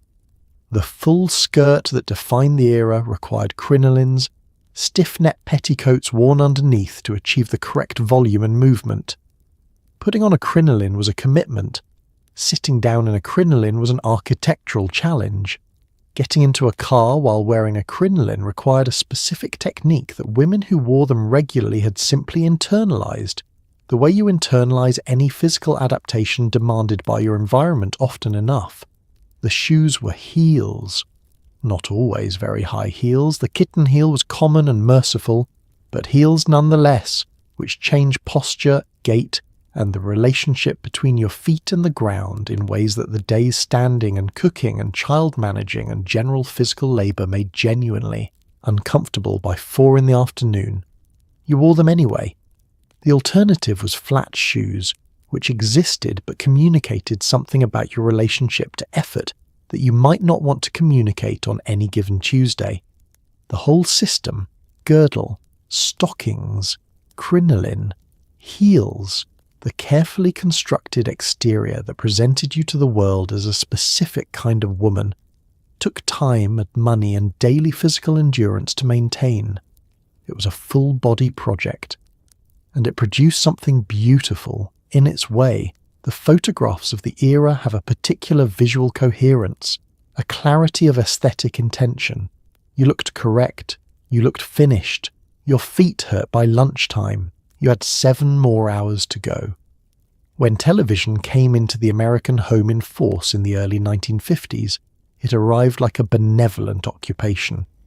By mid-decade, millions of households had a set in the living room, a large, heavy piece of furniture with a small grey screen that broadcast, among other things, a relentless mirror image of the domestic life unfolding just a few feet away from it.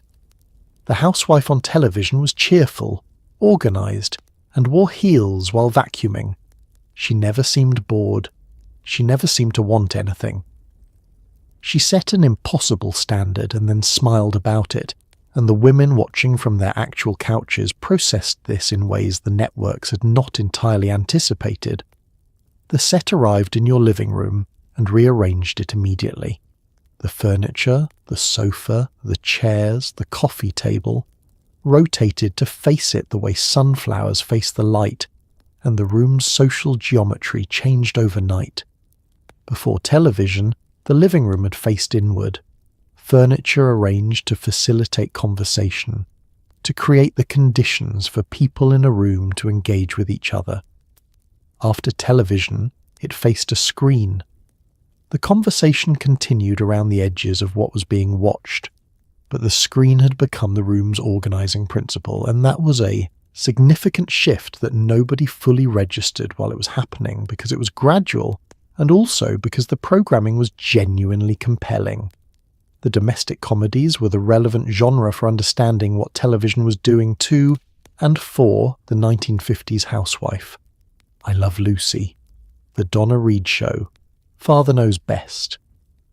These programs depicted married women in domestic settings with a glossy, cheerful precision that bore a particular relationship to the lives of the women watching them, close enough to be recognizable, different enough to be aspirational, simplified enough to be narrative. Lucy Ricardo was funny and beloved and repeatedly thwarted by a world that didn't fully accommodate her ambitions, which was a premise that resonated with its audience in ways the show's writers may or may not have intended as commentary. Donna Stone and Margaret Anderson, the wives of the more straightforwardly domestic programs, were different in kind. Competent, warm, impeccably groomed, and almost entirely without interior complexity. They wanted what they had. They were satisfied by what they did. Every episode resolved cleanly, the family intact and harmonious, the domestic order maintained. Watching them from an actual sofa at the end of an actual day was an experience with multiple layers. The pleasure of narrative, the slight vertigo of comparison, and occasionally the particular feeling of watching a performance of your life that was both familiar and completely alien. The advertising that surrounded the programming was doing the same work as the women's magazines, but louder and in motion.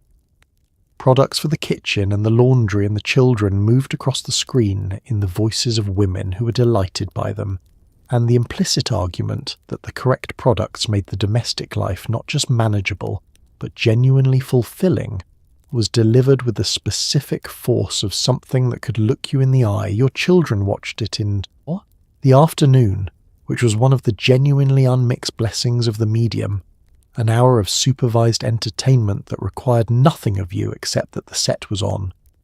You used the time to get something done in the kitchen. You could hear it from there. In the evening, you watched it together, the family assembled in the living room, the screen casting its grey light across everyone's faces, the day winding down. It was often quite nice. That was also true. Across the 1950s, in suburbs and small towns and cities across America, individual women were doing arithmetic. Quietly, privately, sometimes not even admitting it to themselves yet. They were calculating. What would it take? What would I need? What would happen if, not today, not yet, but eventually, things were different? Some were saving a little money. Some were taking a class. Some were writing. Some were simply paying attention in a way they hadn't before, watching and listening and filing things away. The revolution that broke publicly in the early 1960s did not appear from nowhere. It had been building in kitchens for a decade, in the minds of women who had been told to be content and had decided privately and with great care that content was not going to be enough. The money was first.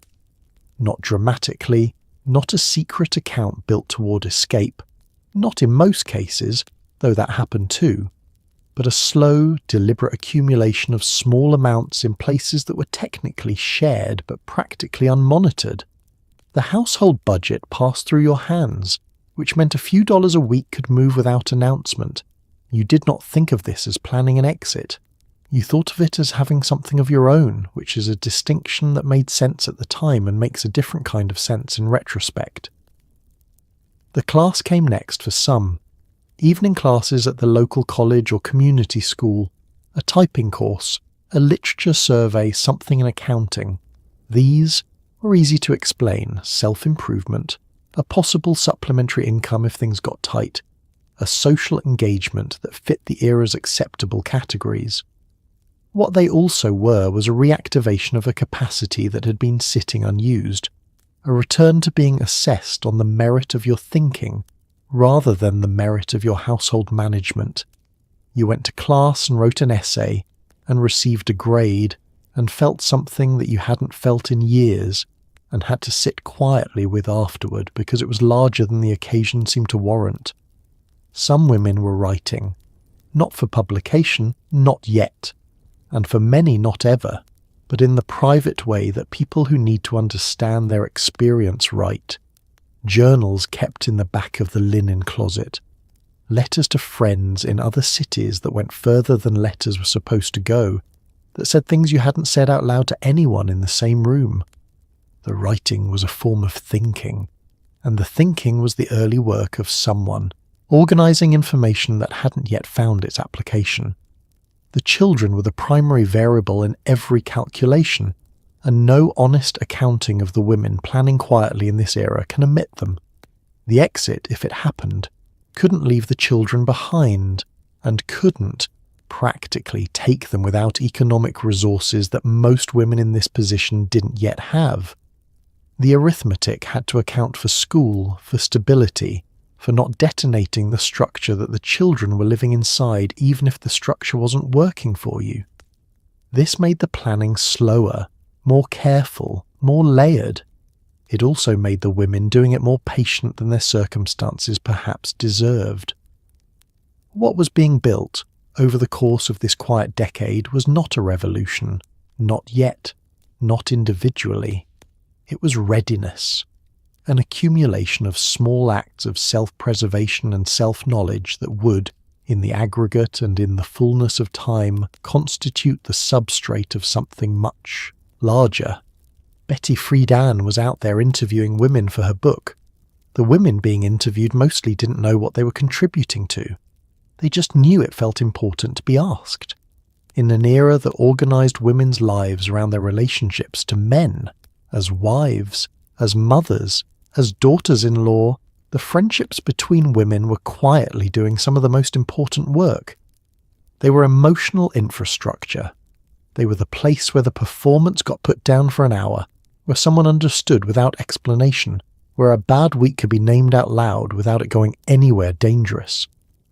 Women in the 1950s were not supposed to need this kind of thing, officially. Unofficially, they built entire support systems out of coffee cups and afternoon visits, and the particular shorthand of people sharing the exact same life. The friendship between two women who'd been neighbours for 3 years operated on a frequency that required very little explanation. You knew each other's schedules, each other's children's names and personalities, each other's husbands' particular varieties of difficult, each other's specific pressure points, and what they connected to. When you said I had a hard week, you did not need to specify further, because the contours of a hard week in a life structured like yours were mutually understood at a level of detail that a husband arriving home at 6, leaving at 7:30, spending weekends in a different relationship to the household's operational reality, simply didn't have access to. This shared knowledge was the foundation of the friendship, and also its most practical feature. The friend who knew you well enough to bring dinner on Tuesday without being asked, who could tell from 40 feet away that something was wrong, and who approached with the correct register, not alarmed, not intrusive, just present and available, was performing a function that was genuinely sustaining, and that the era's ideology of wifely self-sufficiency actively obscured. You weren't supposed to need this kind of support. You needed it absolutely. What the friendships provided beyond the practical was witness. There is something specifically important about being seen by someone who is not invested in the performance, who knows you are not, in fact, always fine, who has sat in your kitchen when the composure wasn't holding and has not made this into something alarming or reportable, but has simply stayed. The performance was load-bearing and continuous, and the friendships were the place where the weight got set down for enough time to make it possible to pick it back up. The depth of these friendships was not always acknowledged in the era's social vocabulary. Friendship between women was categorized as pleasant and supplementary, a social comfort, a domestic nicety, not quite in the serious register of a husband's bond with his workplace colleagues or his fraternal associations. This categorization was wrong in ways that women living inside these friendships understood clearly, even when they didn't have the framework to argue it directly. Some friendships crossed into territory the era's vocabulary couldn't comfortably accommodate, an intensity of feeling, a centrality in each other's emotional lives that exceeded what was officially designated as friendship, without necessarily being nameable as anything else.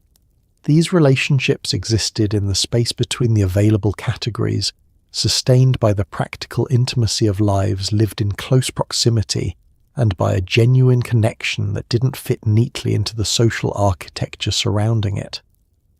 You walked across the street on a Thursday afternoon because you needed to, and because she would know that, and because the door would open before you knocked. That was worth more than the era ever said it was. The lawn was not just grass. In 1950s suburban America, the condition of your lawn was a form of self-expression, regulated by community consensus, and occasionally, if things got tense enough, the homeowners association. Men were supposed to mow it. Women were supposed to cultivate the flower beds, maintain the borders, and generally ensure that the exterior of the house communicated everything the interior was supposed to suggest: order, effort, prosperity, good values. A dying rosebed was not a dead plant. It was a rumour. The flower beds were yours in the particular way that things become yours when you are responsible for them, regardless of whether you chose them. You had opinions about them, about what grew well in your specific patch of soil, which varieties survived the winter, what the neighbours' roses were doing that yours weren't, that you had arrived at through years of practical engagement with a small piece of earth that had been handed to you as part of a larger package you had not selected item by item. Spring was the beginning of the outdoor performance season, and it began before the ground was fully ready with the catalogues.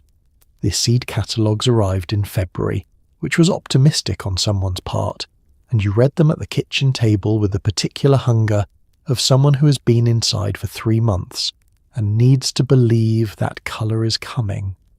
You ordered seeds and bulbs and the occasional small ambition, a climbing rose, a new variety of dahlia, and waited.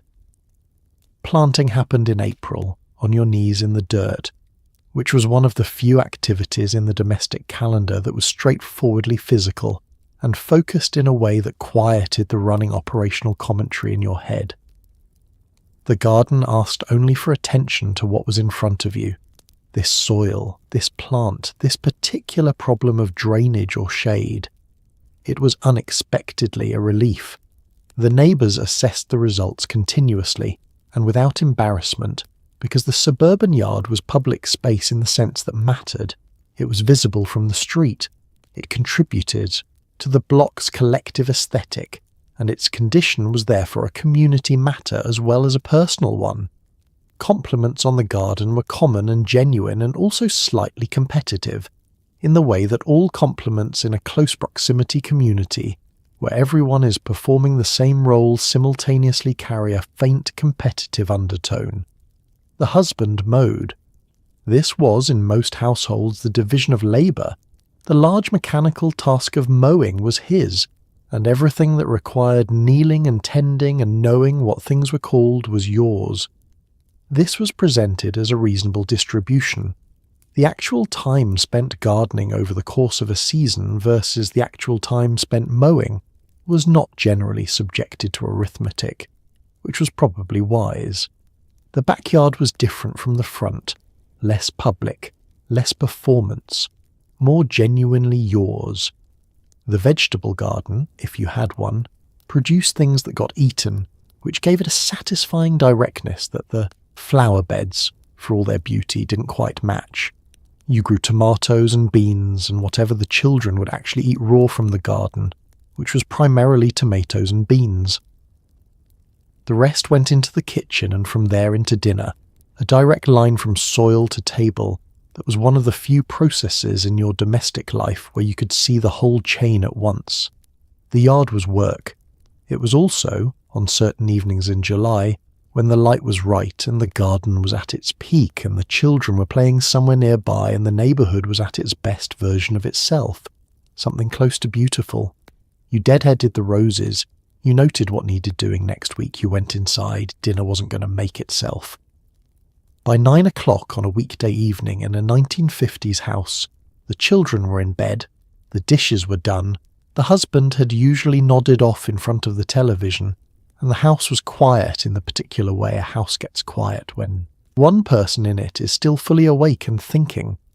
These were the hours that belonged to the housewife most completely, and what she did with them said something about who she was, who she might have been, who she was still quietly trying to figure out how to become.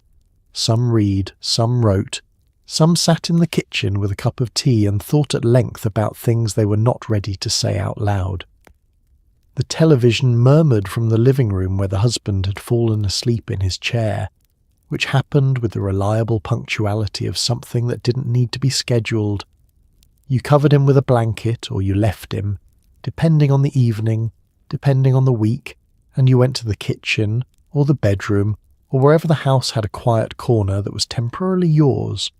The tea went on, or the decaf, which existed now and which was one of the era's minor practical gifts to the wide-awake evening mind. You sat down without immediately standing back up, which was unusual enough in the day's sequence to feel notable. Nobody needed anything from you at this specific moment. The sensation was not unlike setting down something heavy that you'd been carrying long enough that you'd stopped noticing the weight. You only noticed it now in its temporary absence. Some women read. The book that had been sitting on the nightstand for 3 weeks, because every time you'd picked it up someone had needed something. That book, now, finally, in silence. You read several pages before realizing you'd actually absorbed them, which was different from the fragment reading of the daytime, the kind where you got through 2 paragraphs and then lost the thread because something had intervened. This was reading. You remembered how it felt to simply follow a sentence to where it was going. Some wrote, the journal or the letter that was longer than it needed to be, and said things the daylight version of yourself was more careful about.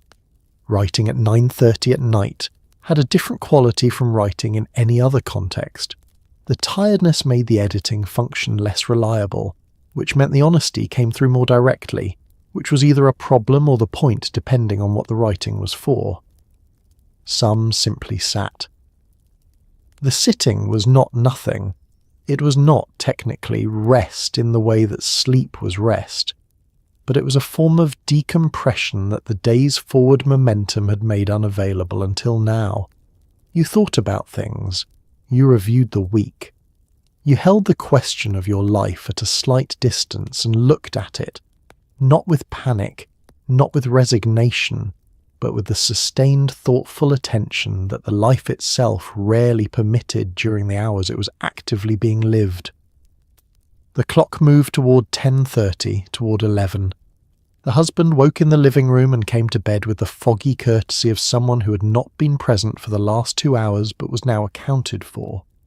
The house settled into its nighttime configuration. You put the book down, or closed the notebook, or rinsed the cup. You lay in the dark and thought for another 20 minutes before sleep came. Those 20 minutes were yours too. You used them. In 1950, the divorce rate in America was considerably lower than it would be 20 years later. Not because marriages were happier, but because divorce carried consequences severe enough to function as a structural deterrent.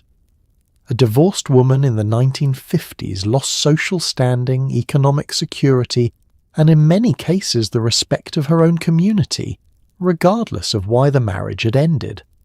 Women who left anyway, who calculated the costs and decided that the alternative was worse, were making a bet against considerable odds, with full knowledge of what they were risking and what they couldn't afford to keep losing.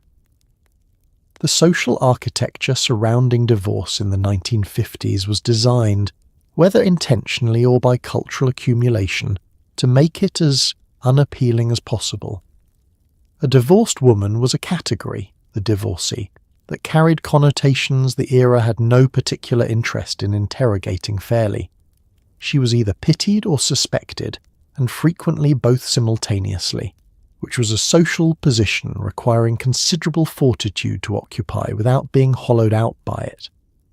Her children were the subject of a quiet community concern that was expressed as sympathy and sometimes functioned as surveillance. The economics were the hardest part, and they were genuinely hard. A woman leaving a marriage in 1953 was leaving, in most cases, the only income the household had. If she had worked before marriage, she had likely not worked in years. If her skills were current, she could find employment, teaching, nursing, secretarial work, at wages that reflected the era's systematic undervaluation of women's labour. If she had children, she needed childcare while she worked, which cost money she didn't yet have, a circular problem elegant in its cruelty. Alimony existed in theory. In practice, it was inconsistently awarded and inconsistently paid, and pursuing it through the legal system required a lawyer, which required money, which was the thing you were trying to obtain.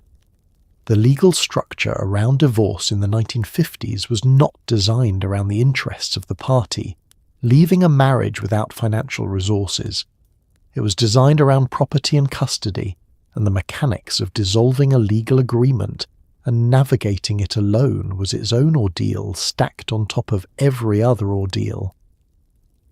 And yet women left. Not in the numbers they would leave a decade later, but steadily, with the particular determination of people who have done the full accounting and arrived at a number they can live with. They left marriages where they were being harmed, and they left marriages where they were simply disappearing, and both were real reasons that the era's divorce discourse, which tended to focus on fault, on scandal, on the social disruption of a broken family, was not designed to take seriously. The women who left and rebuilt, who found work, who raised children in reduced circumstances with greater personal freedom, who lived in the smaller apartments and tighter budgets of post-divorce life, and found them, on balance, spacious in the ways that mattered, were making an argument with their lives that the culture wasn't ready to hear. It heard them anyway, eventually. It couldn't not. You knew 2 women on your block who were quietly doing the arithmetic. You didn't say anything, neither did they, but you knew, and knowing, you thought about things you hadn't thought about before. By 1958, 1959, something was shifting. Not loudly yet, not in the streets, not in the headlines, but in the coffee clatches and the book clubs and the quiet hours after 9 o'clock, there was a restlessness that had been building for years and was beginning to press against the perfectly maintained surface of suburban domestic life. Betty Friedan was interviewing women for the book that would become The Feminine Mystique. The pill was in clinical trials. Rock and roll was scandalizing parents who had themselves been quietly scandalous a decade earlier. The children of the baby boom were growing up, and the women who had built the era managed it, cleaned it, cooked for it, and smiled through it. Many of them were done being quiet about what it had cost. The restlessness had a specific texture in these final years of the decade. It was not despair. The women who felt it were not mostly defeated. It was more like the feeling that precedes a decision you haven't made yet. But that is becoming increasingly difficult to defer. The decade had given them a great deal to manage and a great deal to be, and they had managed and been it. And now there was a question gathering force somewhere behind all the efficiency and composure. Is this the whole thing? Is this all of it? And the question was getting harder to put back down. The teenagers were the visible edge of it. The children who had been born in the late 1940s, raised in the post-war suburban dream by women who were managing complex interior lives behind the ironed curtains. Those children were now 15, 16, 17, and they were listening to music that made their parents nervous and wearing things that made their mothers privately think about their own 20-year-old selves and what that had felt like. The counterculture that would break open in the 1960s was being assembled in the bedrooms of houses where the mothers downstairs were reading de Beauvoir and saving money in envelopes. Betty Friedan's interviews were happening. She'd gone back to her Smith College classmates 15 years after graduation and asked them a simple question: "Are you happy?" The answers she received were not what the magazines had been printing. They were careful, qualified, sometimes distressed, frequently articulate descriptions of a gap between the life the era had promised and the life the era had produced. A gap felt most keenly by women who were intelligent and educated, and had been told that intelligence and education were fully satisfied by running a household. They weren't, and the women knew it. They'd been knowing it for years. The pill was coming. This was not yet public knowledge in the way it would become, but it was in the atmosphere, the clinical trials, the research, the impending availability of a technology that would change the relationship between female bodies and female futures in ways that were genuinely revolutionary.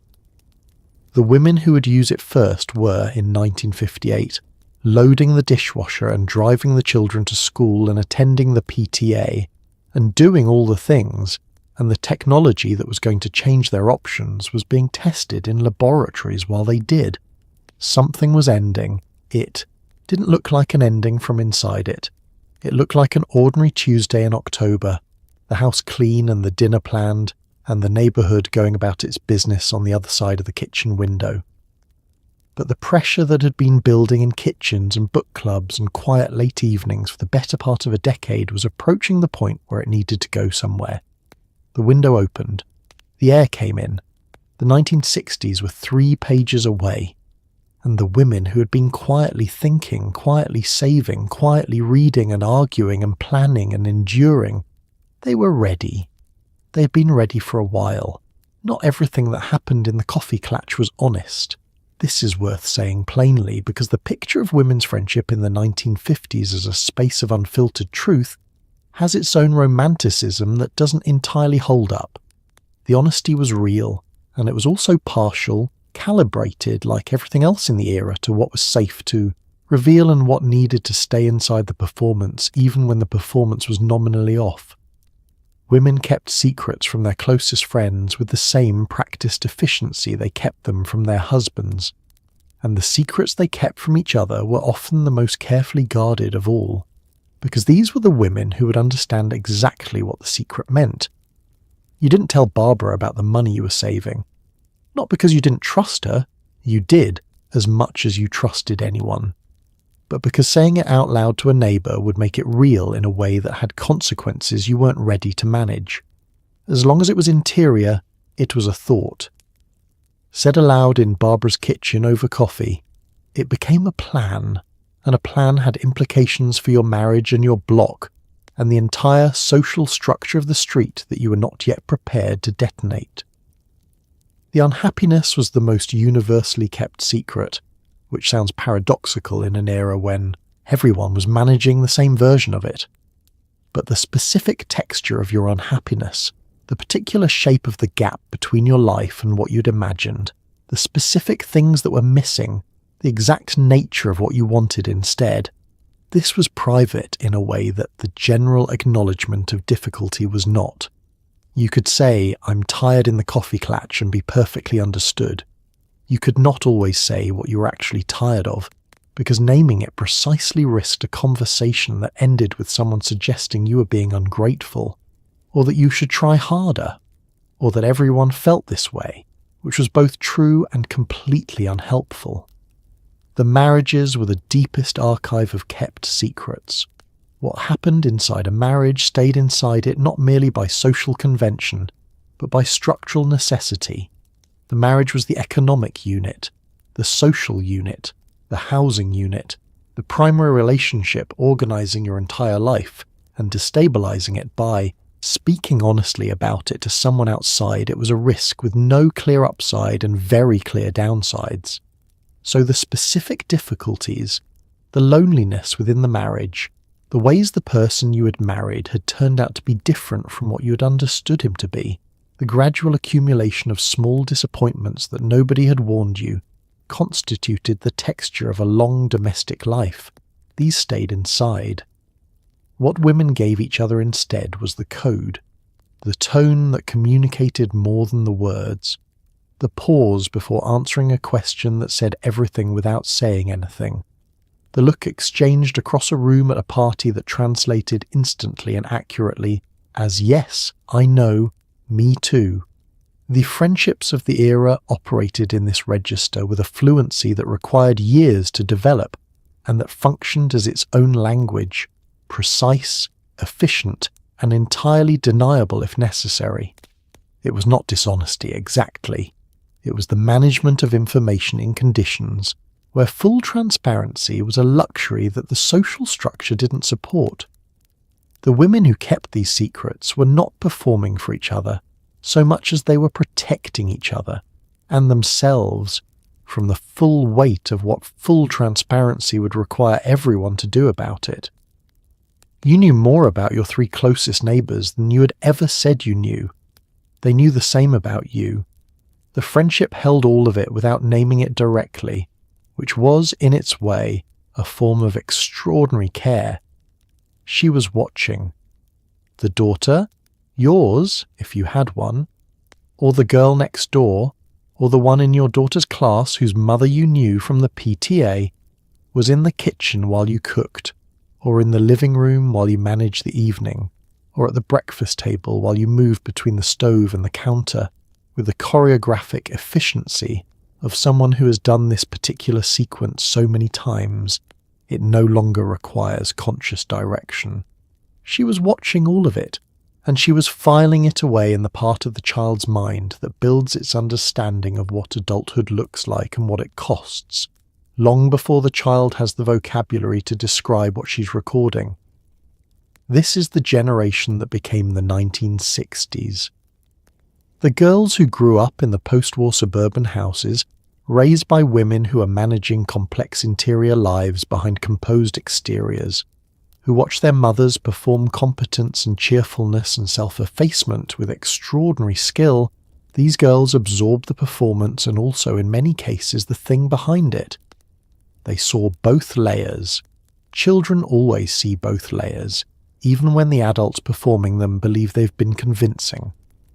What the daughters of the 1950s were watching was a masterclass in a very specific kind of strength. The strength of sustained endurance, of managing everything while appearing to manage it effortlessly, of keeping the machine running without ever letting anyone see the engine. This was real strength, and the daughters recognized it as such, and many of them carried it forward into their own lives in ways that were useful. The organizational capacity, the social fluency, the ability to hold multiple things in mind simultaneously without dropping any of them. But they were also watching the cost, the tiredness that lived behind the composure, the way a conversation sometimes stopped a few words before it got to what was actually being said, the aspirations that surfaced occasionally, a comment about a book, a reference to something studied in college, a moment of visible intelligence applied to something larger than the household, and then were reabsorbed into the domestic register without being fully expressed. The daughters saw this too, and they felt it, with the specific feeling of watching someone you love operating at partial capacity, using half of what they have. Some daughters grew up determined to replicate the life, the house, the husband, the well-run household, the community standing. This was a legitimate choice, and the women who made it consciously, with full knowledge of its demands, were not making a lesser one.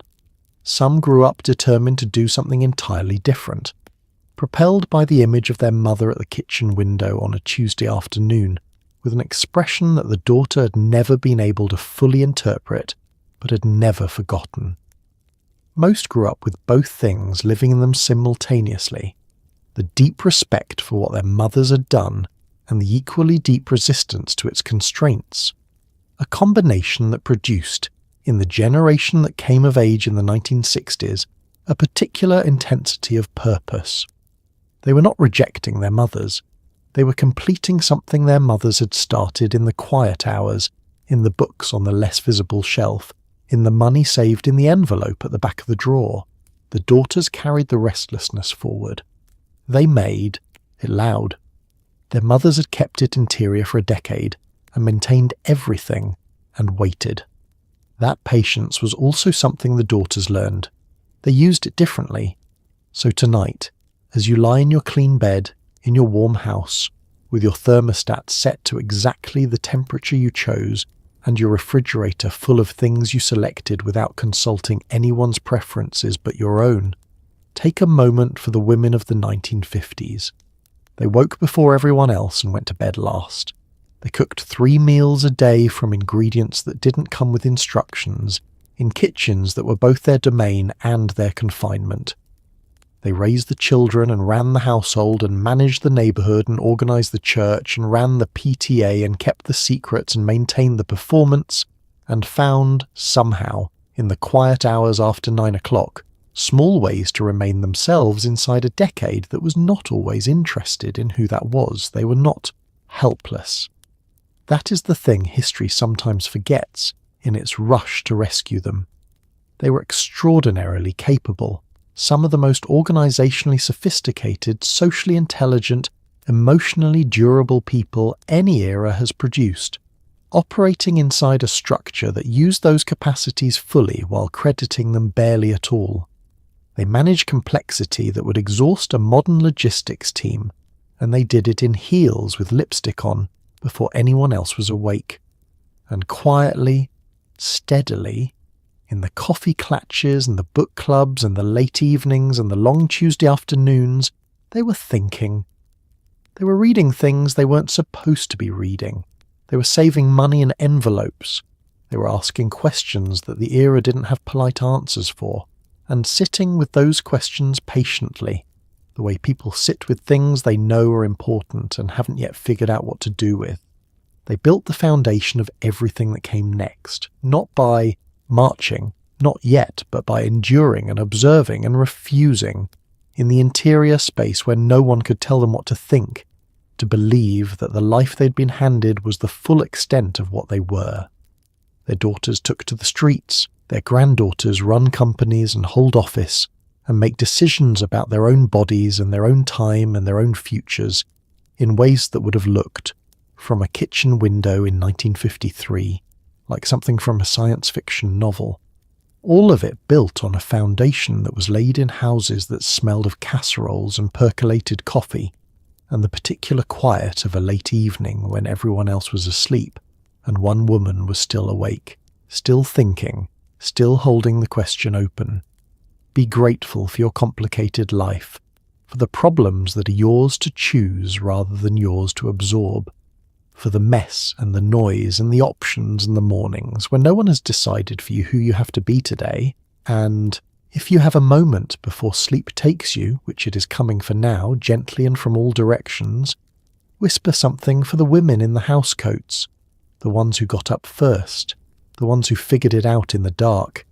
They did more than survive the 1950s.